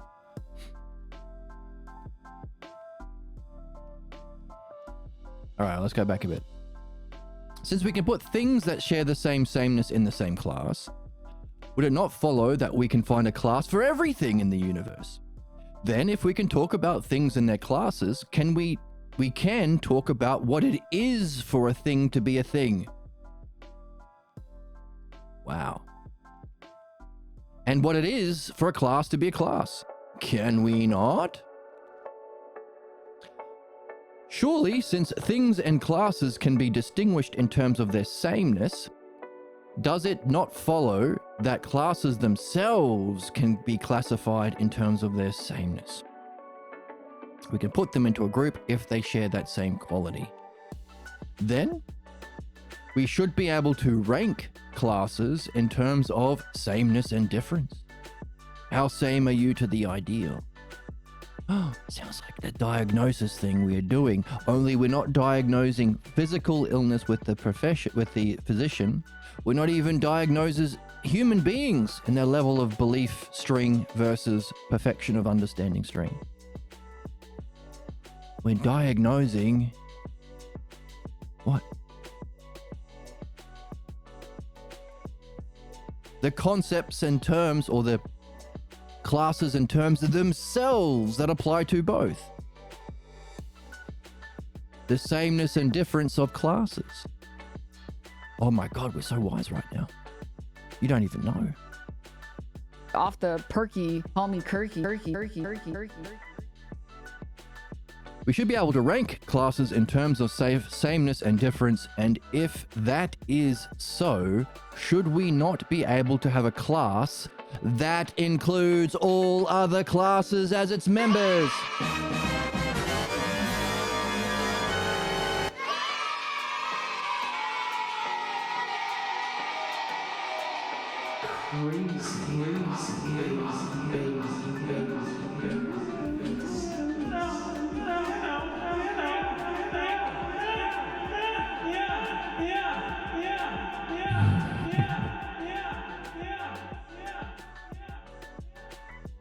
It was worth that sound drop celebration because, holy fuck. A class that includes all other classes as its members? Are we understanding the whole of the physical universe? What? What? What? What? No wonder some people are saying this is the best stream and podcast on YouTube and Twitch. Some are saying. And some are also saying that those people saying that are stuffies on my desk.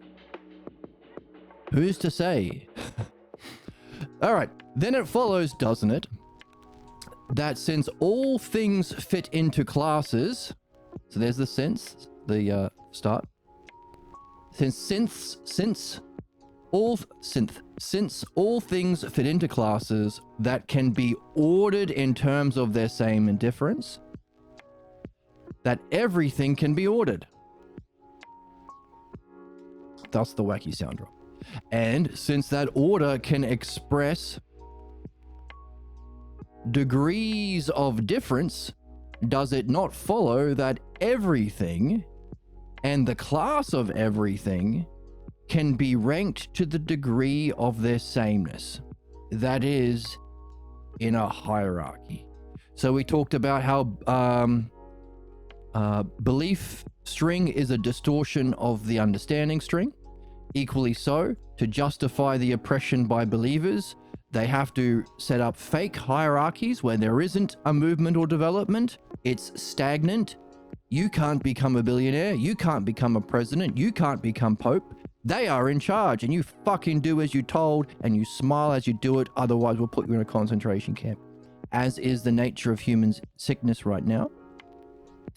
The actual hierarchy that belief is a distortion of, well, can apply to classes and things in this way. As it applies to humans, are stages of development. As it applies to reality, well, let's find out. So yeah, the order, level of sameness and difference, I guess, from an ideal, from the defining thing of the class. The order can express the degrees of difference. Does it not follow that everything, all of the things, and the classes of everything, all of the types of relationships, can be ranked to the degree of their sameness to that ideal, or to the defining thing. What makes things things, what makes classes classes. And that's the true hierarchy. So when we say that belief, as the Oracle points out here, You actually have to address the systemic inequalities. The people who believe that there should be hierarchies and that They should be above, of other people, that should just be addressed rather than just trying to segregate shit. Whoa! Crazy. whoa, crazy indeed. So this strict hierarchies where there is no development, where put some people above others, and they use that above others rulership over others to benefit themselves, is the distortion of the natural law and the distortion of the natural hierarchy, which does allow for development. Those above have a responsibility to benefit those below, and that benefit involves making them more like the ideal. And that hierarchy is based on not what beliefs you hold, or what color your family happened to be, or what religion, or whatever planet you happen to be born on, or time, or galaxy, or even multiverse. It's the thing or the classes of everything ranked on, hierarchically arranged on to their degree of sameness. Now, let's see if we can apply this analogically to something else to see it more clearly. Music, for example. You have your root note. If that's the ideal of the song, or that's the home base, or home or root, you can rank other notes in terms of the degree of sameness to that ideal. Therefore, the second most important note in music is that which is most the same, the octave, which is the doubling, or using an analogy, as 2 is to 4, double, so too 200 hertz, an A note, is to 400 hertz. A higher A note, the next highest A note. So a kind of analogy functioning through music to create a hierarchy of things within that class of music.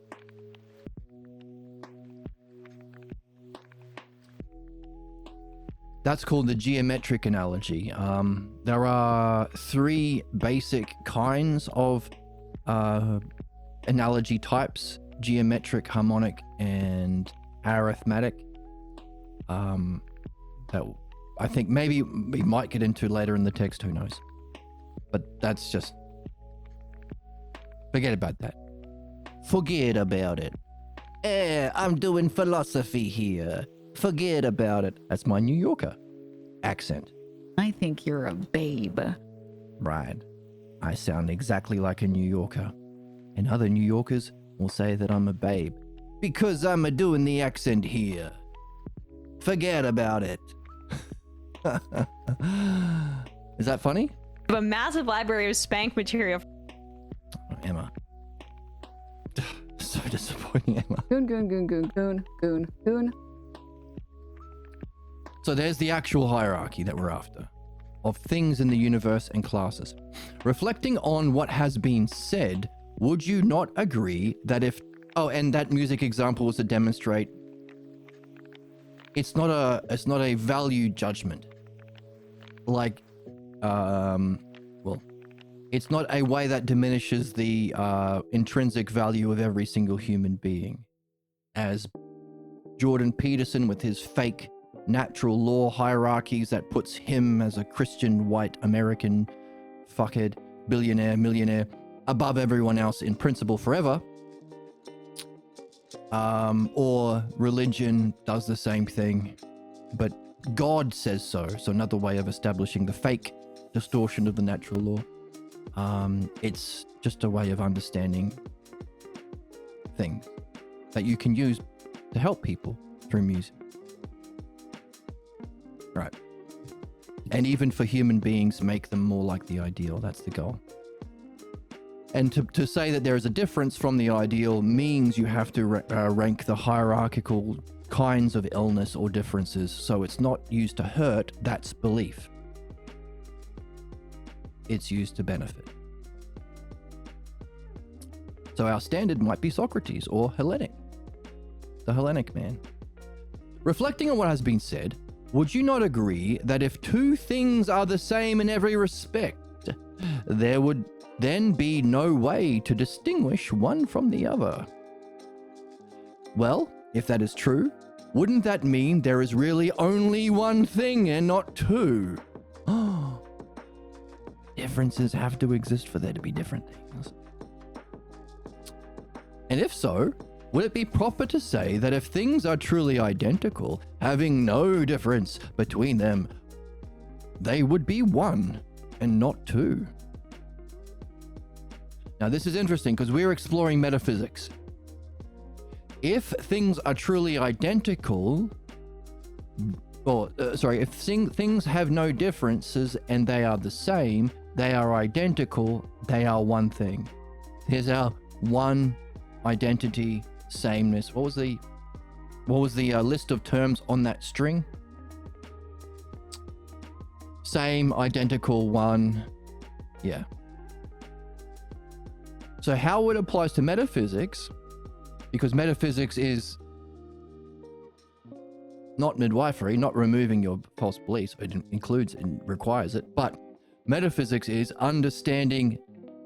So using what we can see, analogously the antecedent, to understand what we don't yet see, the subsequent being. Understanding it so that when we have our brilliant light experience like Jesus on the mountain, we can benefit from it and it doesn't harm us to bolster our false beliefs as it did with the Jesus thing. What does that mean?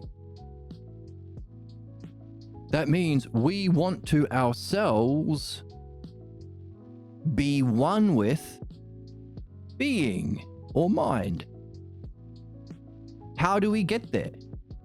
In the physical world, you get to somewhere by getting in a car, getting a map, taking instruction from someone who's already driven to LA, and you occupy that space and time. But what about something that's outside of space and time? How do we get there? Not in space and time. You can't drive there. Even if you're a billionaire and you have exploited humanity to the point you have your own personal jet plane, private jet. Well, it sounds like we're getting a kind of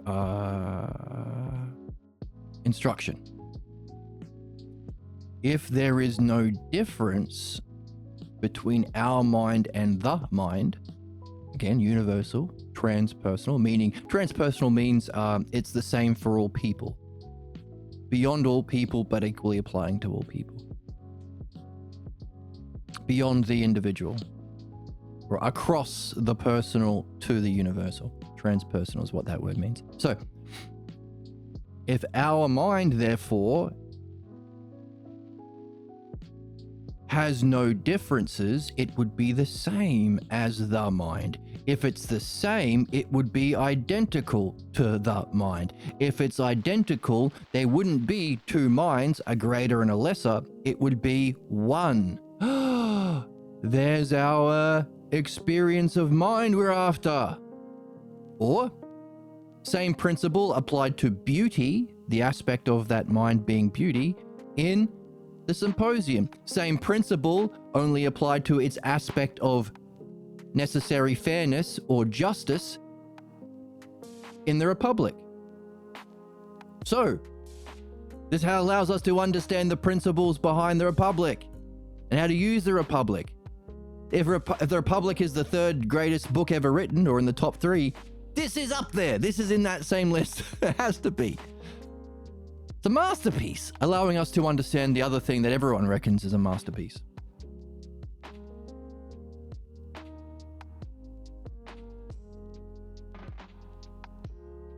So, is that interesting? How does it relate to what we've been learning about mastership and art? The job of the artisan isn't to benefit yourself. That's the corruption of the CCC, capitalist clergy conservatives. That's the corruption of the natural law. Even if Peterson's telling us otherwise on Joe Rogan. It is to try and close the gap between the subject and the ideal. That's the benefit. And if the highest art, or up there definitely, is philosophy, that applies transpersonally to all people at all times, all intelligent beings, then what we are doing is removing the differences from the sameness of that ideal, allowing a hierarchical development, because we got the hierarchy by judging the levels of difference and sameness. Hierarchical development of growth in removing the differences, making you more like the same, only our model is mind itself, the mind, making the subject's mind the same as the mind, making it identical, and if it's identical, there are not two anymore, there's just one, allowing for your state of mind to be it. There's your experience. There's your enlightenment experience. Notice what we've gone through, thanks to this book, is 55 episodes of preparation. As we've been going through, we've been applying it to our dreams. So 55 episodes of personal development ourselves.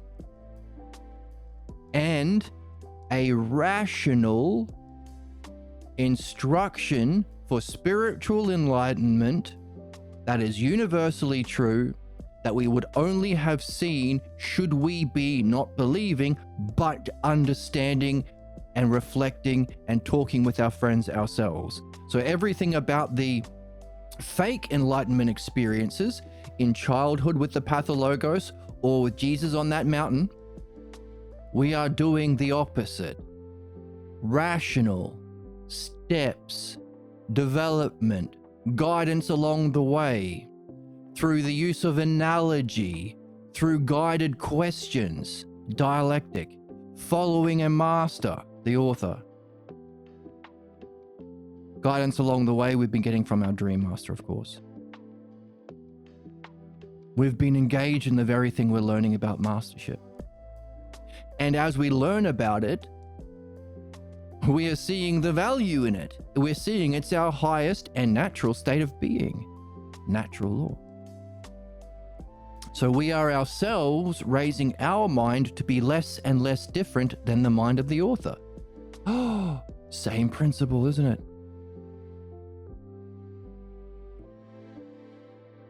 Right? We didn't have to... What do they say about Hamas?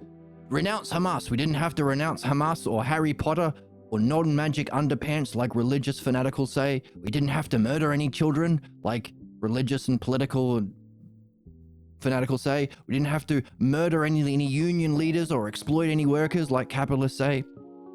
We didn't have to rise through the rank of some secret organization for billionaire sociopaths like the billionaire Epstein class says. We just had to have fun, reading and reflecting with our friends, using our mind to understand the two strings of the mind, belief and understanding, the two functionings. Didn't have to shave our head and meditate under a waterfall in an ashram for 40 years, crossing your fingers that you had an experience. Fun? Yes. Emma? A massive library of spank material. Oh my goodness, stop talking about that. Crazy hot babe. You're a crazy hot babe. For going through this process. Thank you. I love this guy. This mega corruption and atrocity perpetuation, that's a good. No, it's not.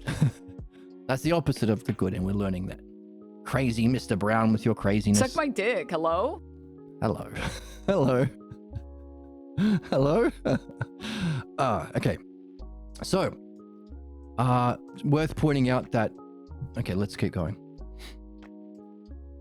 So if two things are the same in every respect, there's our sameness. There would be no way of distinguishing one from another, so there's no distinguishing. There would be really one thing and not two. There we go. If so, would it be proper to say that if things were truly identical, another way of saying that, which is to have no difference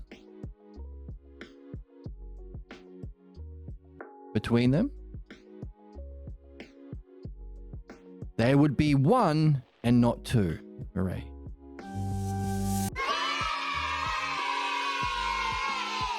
Well then, can we say that since there are things, each one of them must be the same in some respect and different in some respect from everything else, because we are not currently in a state of the one self, at least in the physical world. Since there are things, a premise, each of them must be the same in some respect and different in some respect from everything else. So here we can see, just as we saw the two fundamental metaphysical or about reality in mind, that's what the word metaphysics, beyond the physical. The two primary ideas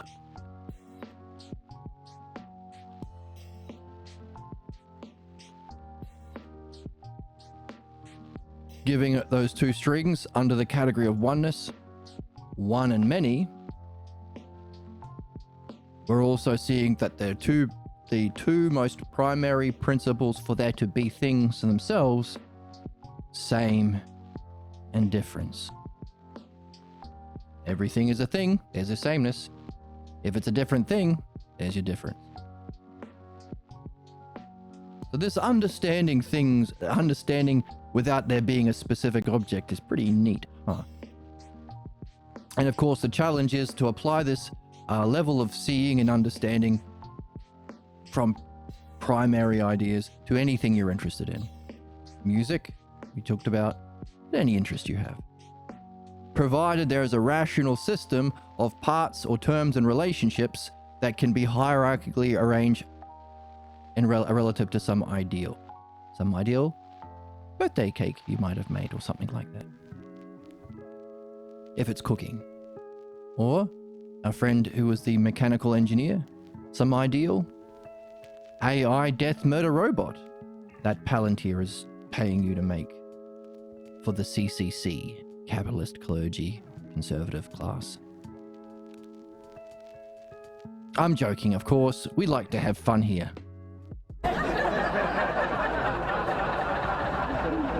Everything this guy does is perfect and beautiful. And he's handsome. Said it. But that wasn't a joke. That was the truth. Fuck. All right. And the sameness shared by things. How far do we have to go before we take a break? Oh, okay. We've got a lot to read about this. How are we for time? Coming on 2.5 hours.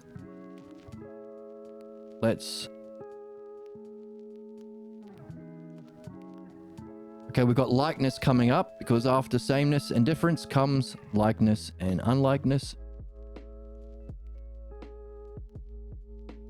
Comparisons, similes. We've got similes. There's our likeness. Similar. Right, let's finish this. The sameness and the sameness shared by things establishes them in a class among the hierarchically arranged classes. So, we can list in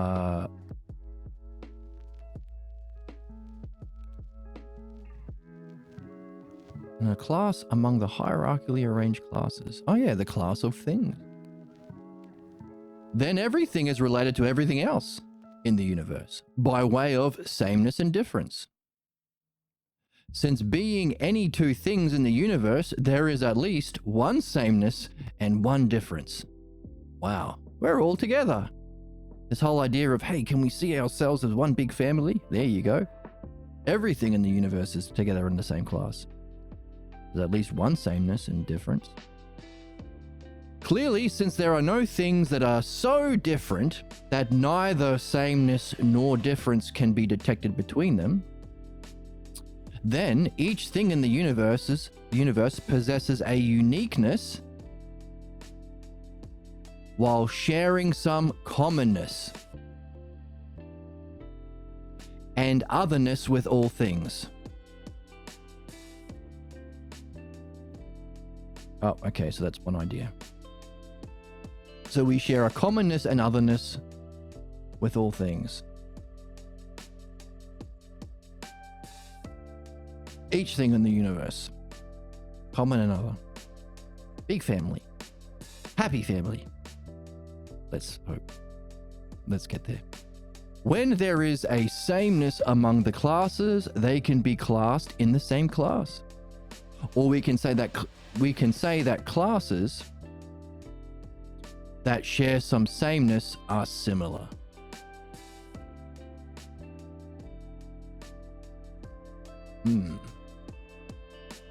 So we can create a class of classes, or we can compare, if there is a sameness among classes, we can create a superclass that classes those classes in the same class.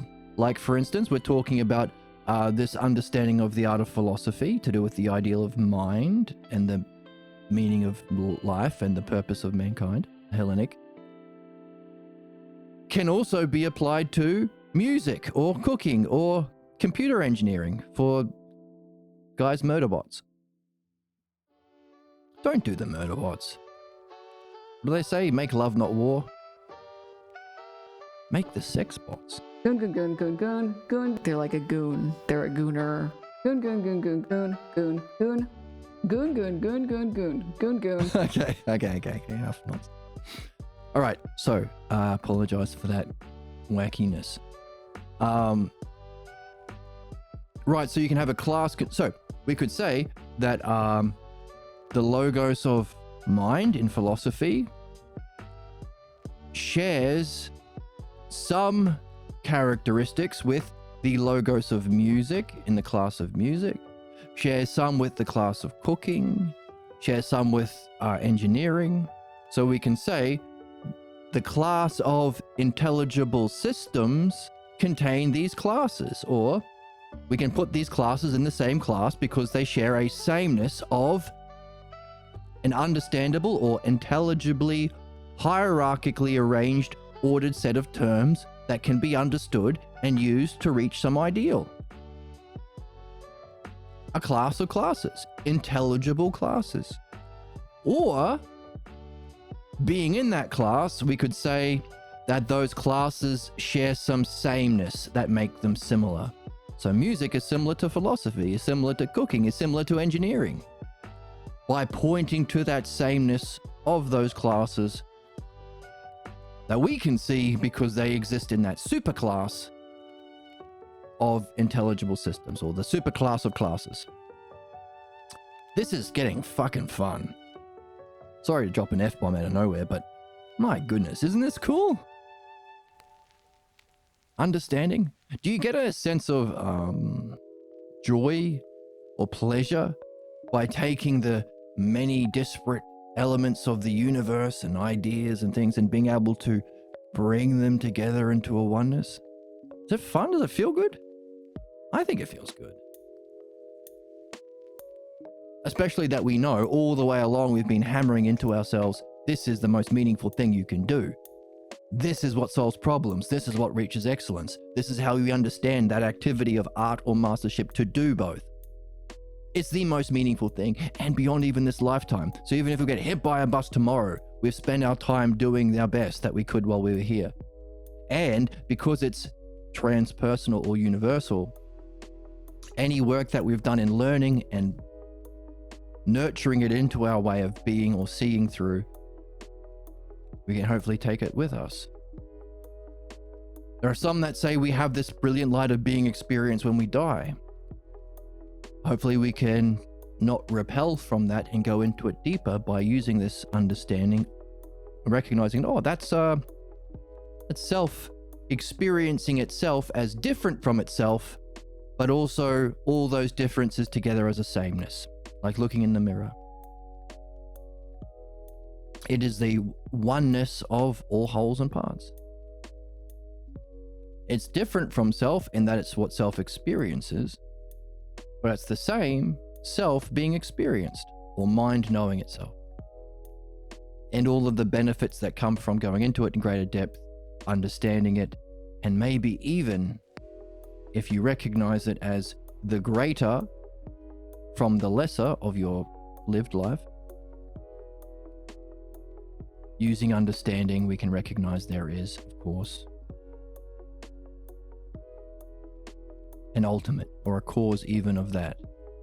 Go through the greater to the ultimate. So knowing it's worth doing, as well as enjoying the experience of the doing and the resulting unity, is it fun? Does it feel good?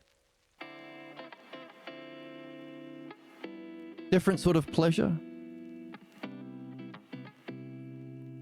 But pleasure all the same? Could we say that in terms of things that have been pleasurable, there is some sameness about this kind of pleasure, but some difference? Do all the things that we just described about it being meaningful, necessary, transpersonal, beyond this lifetime? Can we use those to distinguish the sameness and difference between this kind of pleasure and all other pleasures you've experienced? Could we therefore create a class of pleasure? Could we hierarchically arrange the terms? Where would this one lie? Fun to think about? I hope so. Think about it on the bus today, or whatever you're doing today. While you're standing in line for groceries, or or gaming, or watching a anime or movie or something. Or at the gym, whatever you're doing. Everything in the universe can be a member of some class, including the class of classes of everything. Wow. Everything in the universe, member of some class, including the class of the classes of everything.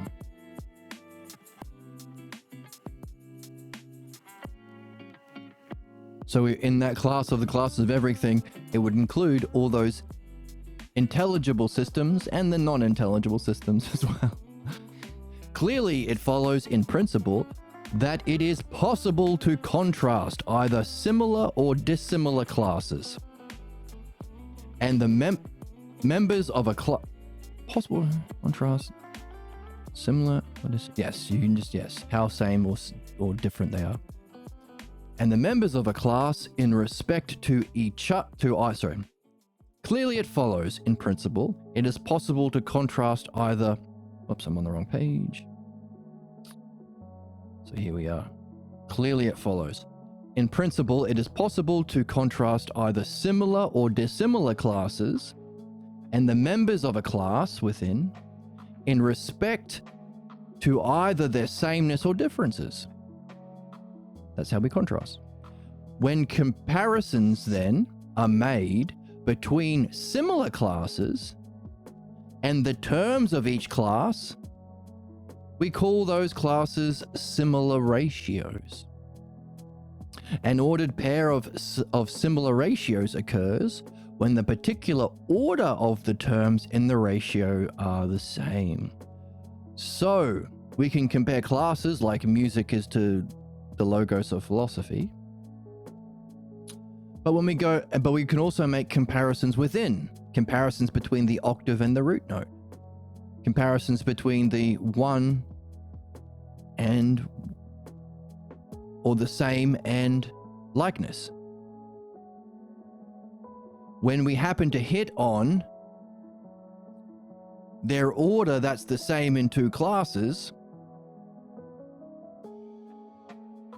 we can say they're on the same order of the hierarchy, but different classes, so they're similar relationship. An ordered pair of similar ratios occurs when the particular order of the terms in each ratio are the same, and since the least number of terms in a comparison is 2, the minimum number of terms and ratios in analogy are 2. So if it was 1, there wouldn't be difference, we couldn't compare. So we need at least 2 classes, and within the classes we need 2 terms, hopefully hit their right ranking within, and we can compare them. And that seems to be what we do with an analogy. Minimum number of sets, or classes. 2, minimum number of terms within 2. Comparisons between inverted members of a similar ratio generate likenesses called similes. Inverted members of a similar ratio. What? Similes.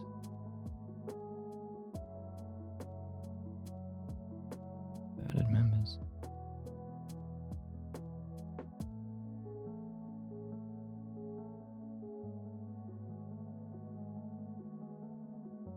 Inverted members.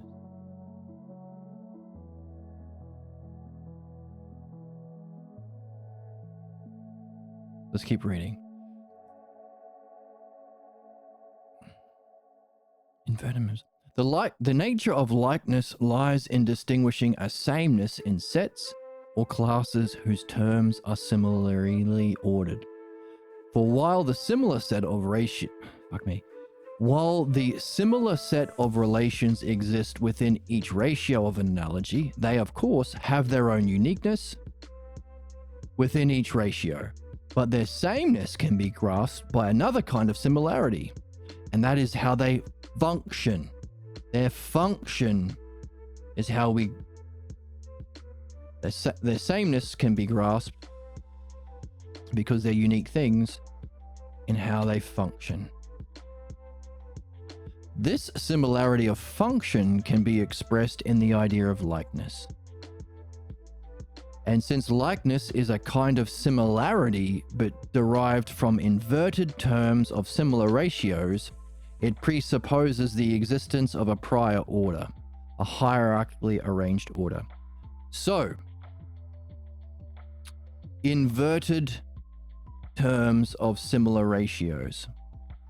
So I think what he means by inverted is, let's see if we can reverse engineer what he means by the term inverted.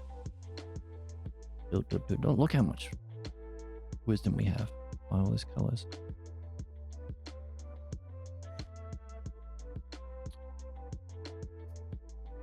So let's use the easy one. You are like a sheep to your leader. Maybe this doesn't really fit. You are like, there's our likeness, a sheep. There's our term, to your leader, which is an insult.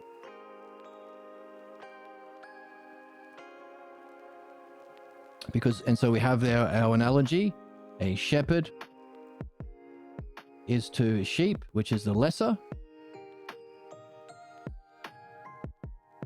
as a leader is to his follower or member or subjects.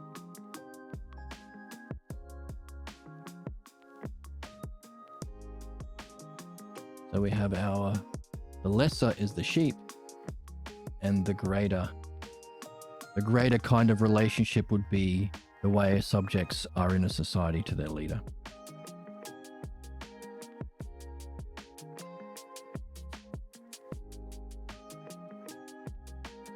So we can see that these are two different classes. There are more terms.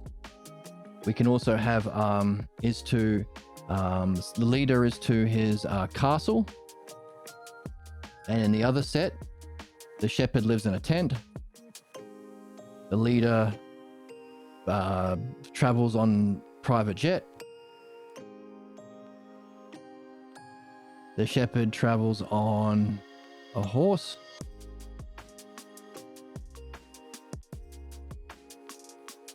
Notice relationships. The relationship between leader to private jet is travel.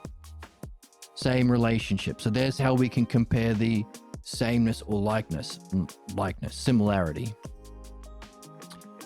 But notice, when we have these rankings, they're based on their order. What's the most important thing that they have? When we find rank 1 and rank 2 in both, we've found the correct hierarchically ordered terms, we can make an analogy. And he's saying, look, if you say, so inverted, meaning you start with the lesser term. So you start with the subjects first. So there's our inversion. Hey, I'm not talking about you leader. I'm talking about you subjects. And you go across.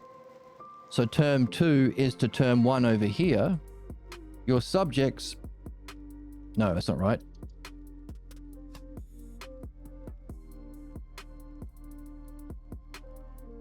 Yes, it is. So here's the... I'm thinking this is what he means by inversion. Inversion is number 2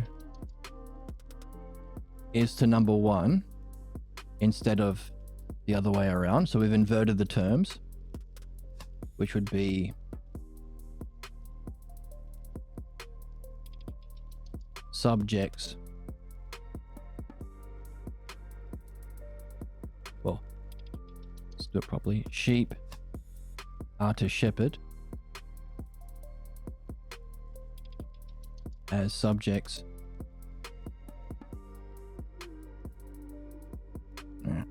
Oh, space. Emma?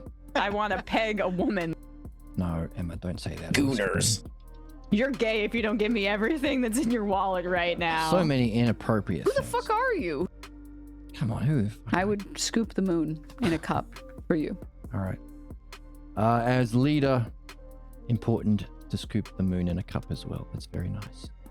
Leader is to his subjects. So there's our inversion. And then we...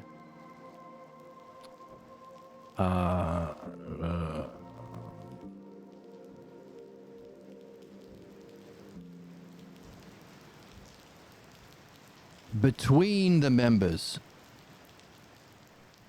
Between inverted members. Okay, let's read the text again. Comparison between inverted members of a similar ratio. So there's our between. So we've got inverted members. I think that's what he means by the inversion, swapping them around. And then you make comparisons between, generate likenesses we call similes.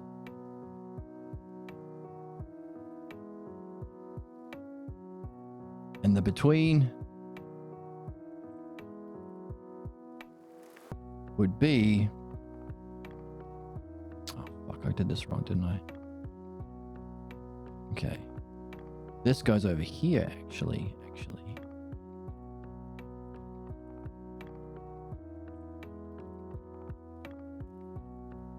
No, that was wrong.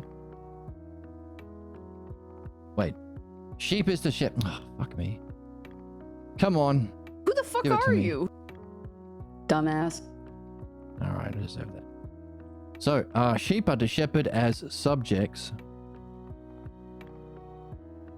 are to leader. And then we go between. So, hey, you are like sheep to the leader, which is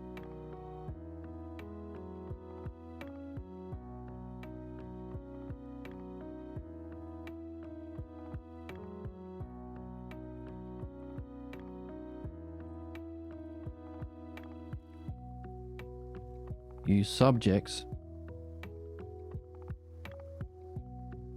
are like sheep.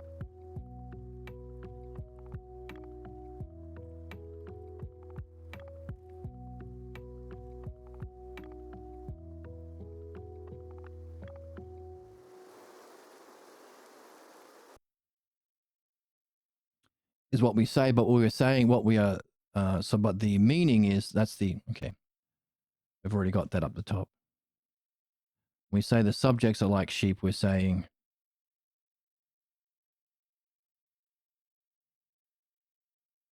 the sheep is to the leader. So we are making comparison between.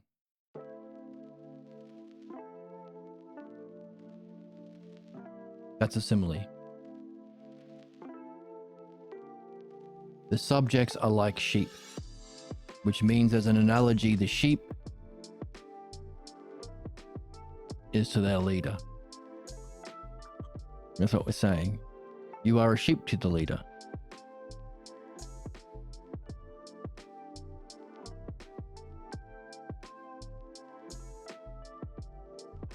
You subjects are like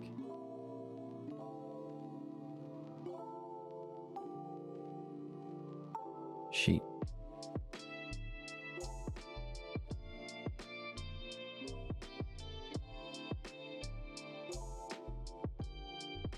I mean, that's what a simile is, right? You swap out one of the terms for the other. The way you relate to your leader is more like a sheep than a subject. So you're reaching across, you're taking one term from one set and you're applying it to the other. You are a sheep to your leader, is analogy. You are like a sheep to your leader. I just don't know what he means by the word inversion. I think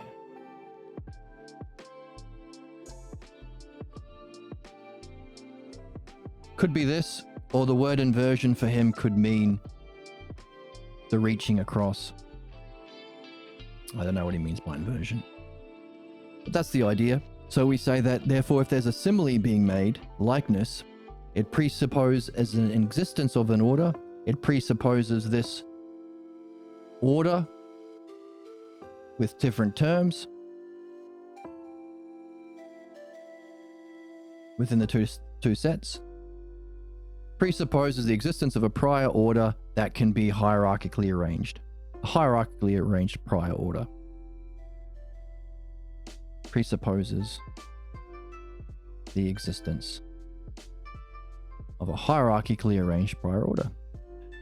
We find in Plato that he describes the bond of likeness as a property that is carried from one ratio to another.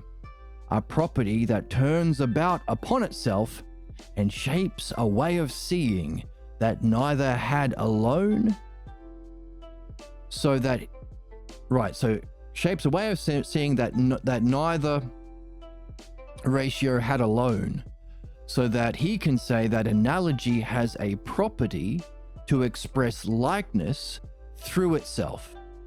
The name for this likeness is, of course, derived from the invertendo. That's the reaching across. That's what invertendo means. Oh, maybe that's what he meant by inverted. Invertendo. So, shepherd is to sheep. Invertendo is to say, shepherd is to king. You're reaching across and grabbing a term from the other set. A shepherd is to a king, like or as sheep are to subjects. So when you reach across, that's when you make the comparison. That's a simile or a metaphor. You're using a term from a different set to explain a different term. And there's puzzle solving, like in dreams or in these texts or video games or whatever, or solving a puzzle in a movie or anime or whatever. You reach across and grab the invertendo and say, hey, look at this sheep. Your job is to find out what it's a metaphor for. Solve the puzzle.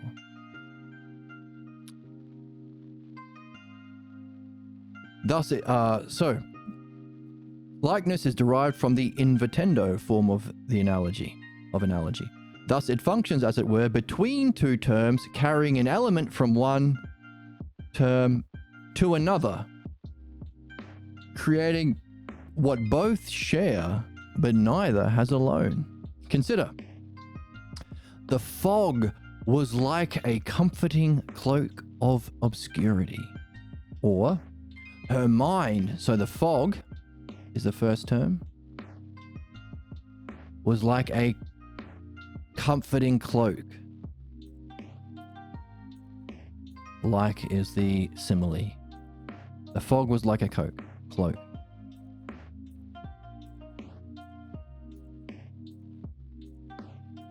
The fog was like a cloak. Now we added comforting and obscurity in as well. Or her mind seems to be the first term. Had a rare clarity to it like, now we're making the simile, like the radiance of a clear winter night. So ignoring the adjectives for now. Her mind is like a winter night. And while not expressing a sameness alone, it expresses a similarity called likeness. And this combines both in a way that sends echoes back to each of the terms. So this is the whole point that Plato was making. By having this, making these comparisons, one adds to the other, something that they wouldn't have had alone. Which is interesting. It shapes our way of seeing. So by making these comparisons, you can see something there that you wouldn't have seen without analogy.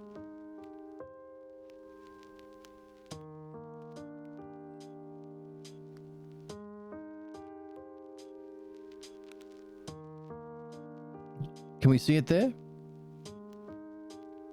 Well, the fog has the adjective of obscurity. You're obscured. Well, that's we only do green, purple, and yellow because it's hard to see.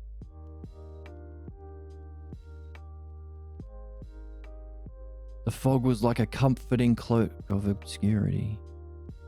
But would you say a cloak has the quality of obscurity? No, you wouldn't really say that.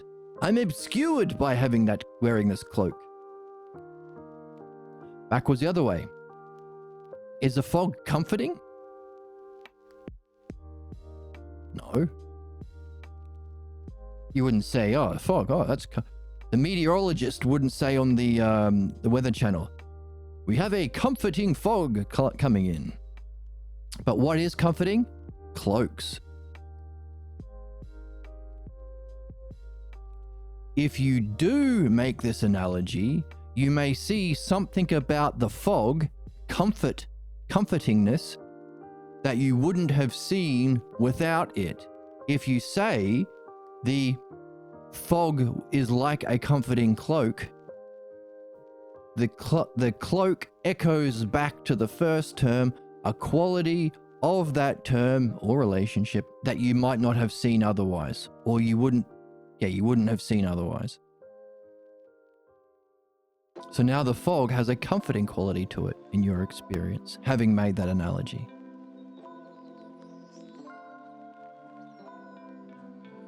The obscurity of the fog is now comforting by comparing it to a cloak.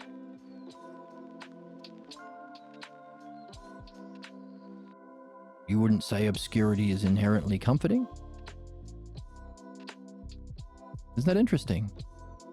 What do we say analogy helps us to do? See more about what we've yet to see. But now we can add. We said, hey, there are things in relationships and reality. Understanding uses analogy because it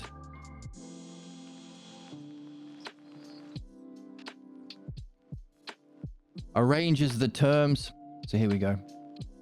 Arranges the terms of what you do see, the antecedent, belief is to imitation, etc. And you can hypothesize about what you can't yet see. You can learn what understanding is by comparing it to what's easier to see, belief. We can understand what a true rulership would be by comparing it to our current rulers, the CCC, capitalists, conservatives, and clergy. But what Plato is adding, not only that, but comparing the lesser to the greater, the false to the true, or just simply two different sets, you can improve both. You can see something new about both. You can see a comforting quality to a fog. or a comforting quality to the obscurity of the fog by comparing it to the lesser, the cloak. Wasn't that interesting? Her mind had a rare clarity to it, like the radiance of a clear winter night.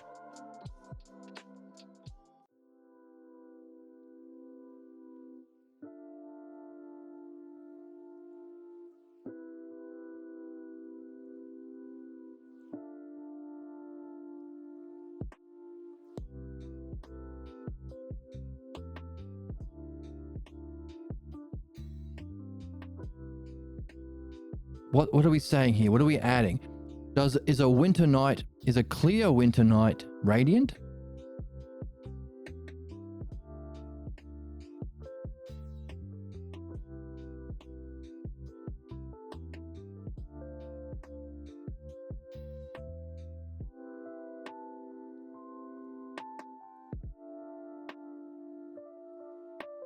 Her mind had a rare clarity.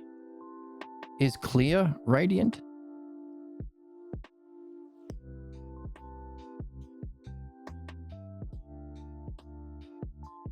So we're either saying that a clear winter night has the radiance of mind.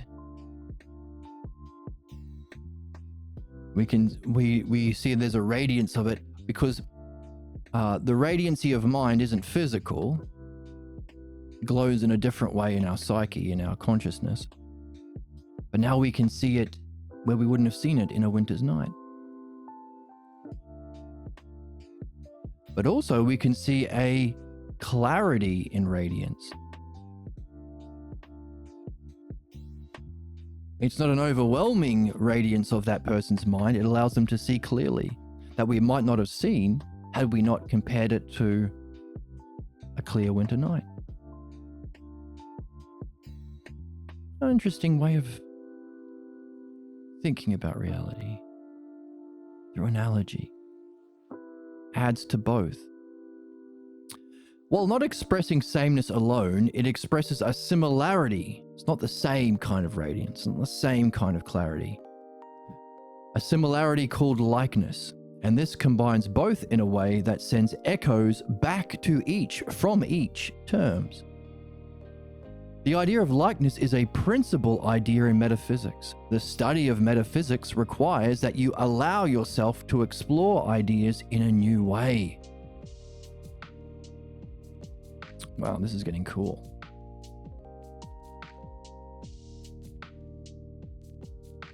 So we've seen that one and many are principal ideas of metaphysics. We've seen sameness and difference are principles, ideas in metaphysics and reality and creation. Everything has to be the same in some way, different some way. But now we're seeing the idea of likeness as a principal idea of metaphysics. The study of metaphysics requires that you allow yourself to explore ideas in a new way. This is the challenging. So this activity requires the intelligence to play with these ideas and see the connections through analogy, comparing it to things you don't know, reflecting on things you do know, but it also requires a good heart, a good character, to allow yourself to explore new ideas in a new way, which means to challenge the cognophobia. Every belief tradition contains within it a self-protecting mechanism, a fear of a different cognitive function, a fear of knowing, cognophobia. That's the crisis humanity is in. We are a slave to our fear of what it would be like to know something different. Why are we not stopping capitalism today, right now? Capitalism is disgusting, murdering innocent children. They're currently being genocided and starved by the worst of our species. We all know that. Why aren't we doing anything? A fear about a new way of being, to explore ideas in a new way, to change. And this physically is the metaphor for what we have to do with our minds. It is said to be simple and difficult. Simple, because if you reflect on each of the points in a metaphysical exploration, they should be simple, right? Same, different. Even what we've discovered about belief and understanding. Yeah, simple. All problems are belief, all excellence is understanding. That's simple. Obvious, could fit on a bumper sticker. An embroidered pillow.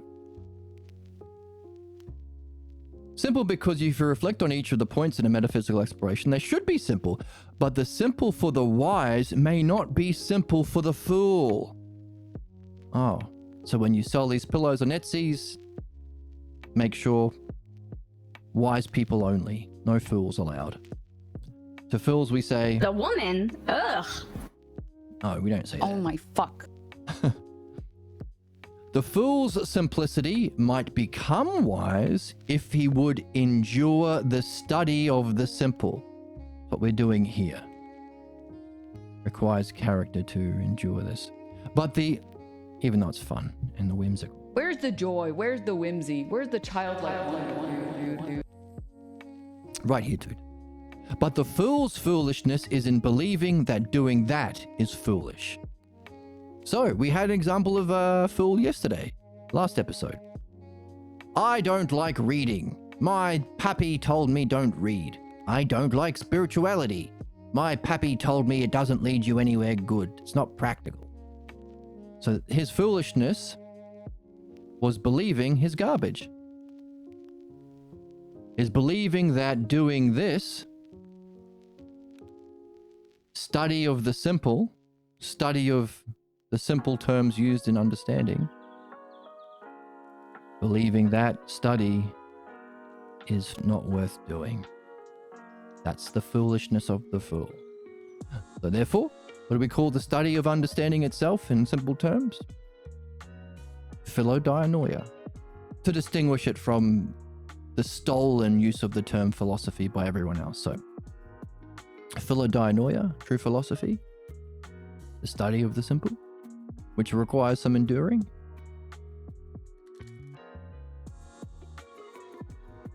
The fool is a fool because he thinks philosophy is foolish. Now, that is a bumper sticker.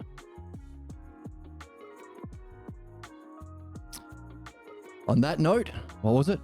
The foolishness of a fool is believing true philosophy, philodianoia, the Hellenic way of being, is foolish. The foolishness of the fool is to believe philosophy is foolish. Put it on a bumper sticker, embroider it on a pillow, sell it on Etsy's for only the wise, and give me 10% on the back end, baby. Every smoothie has bananas. All the smoothies have bananas. There's got to be some smoothies that don't have bananas in them. Yes, well, also important to wonder about the simplicity of banana smoothies in such a way. Thank you, Oracle. Just popped a perky, now I'm quirky. Too many perkies, if that's what you're talking about today. Just like use your brain for a second. I'm not an idiot. That's what keeps you in the Matrix. And we are all escaping the matrix of idiocy. Fantastic definition of what idiocy is. Fool's foolishness is believing that studying the simple is foolish. I hope you are escaping that kind of matrix of ignorance. I hope you're having fun. Remember, hey, everything that we've been learning today about comparing terms, can you find sets that are implied by your dream maker in your dreams? You're getting a set of terms and relationships. Can you find the set that the terms given to you in your dream are giving you? What are the terms? What are the states of mind? What's the drama? And if there are similes being made, there is a comparison to a different set. That is, it feels like you are experiencing something in your state of mind, in the drama of your dream. How are you reacting to the elephant in your state of mind? Because you wouldn't react to an elephant that way. There must be a likeness. Therefore, the elephant must be a term also doing the invitendo, jumping across to the other set. The elephant might represent something. So there's similes and metaphors. Dreams give you the lesser so you can solve the puzzle of the greater. There's going to be something similar and something different between your similes, states of mind, and metaphors. What's it like in your state of mind? And the objects, the furniture of your dream. Equally so, there has to be a conclusion. Your conclusion is to further entrench yourself in your difference, your problem, your pathologos, or to remove that gap between difference and sameness and to become more same. Same as what? That's what we're learning about. Same as mastery. Same as the author. Same as mind. Same as the dream maker. So have fun testing it out. Have fun telling your friends your new definition of what it means to be foolish. And have fun wondering about this interesting quality that analogy does. Provides seeing and qualities that echo back and forth that wouldn't have been there. You would never say a coat is obscuring, well, cloak is obscuring, or a fog is comforting. You would never say a clear winter night is radiant, or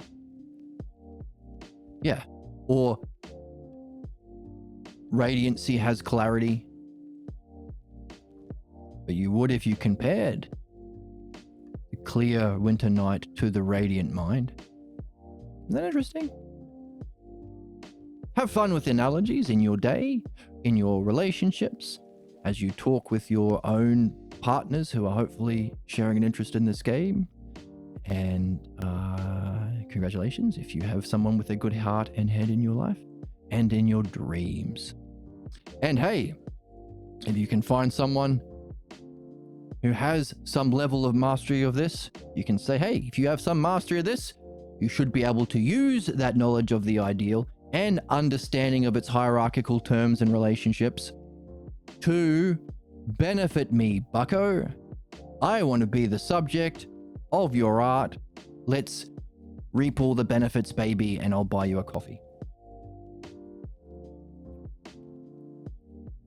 Which would require you to give up your foolishness of believing you already know, or believing this kind of following structured questions and participating in analogy, or seeing the simple in a new way. Give up give up the idea that it's not worth doing, or that you already know because of your stupid beliefs. That's the sacrifice, but you're sacrificing what's worth sacrificing to be a subject benefiting in a higher game. Thank you for joining me. If you want to donate to the channel, there's a link below. There's a PDF to the text below. You can join the Discord. Good luck and have fun. And I'll see you in the next one.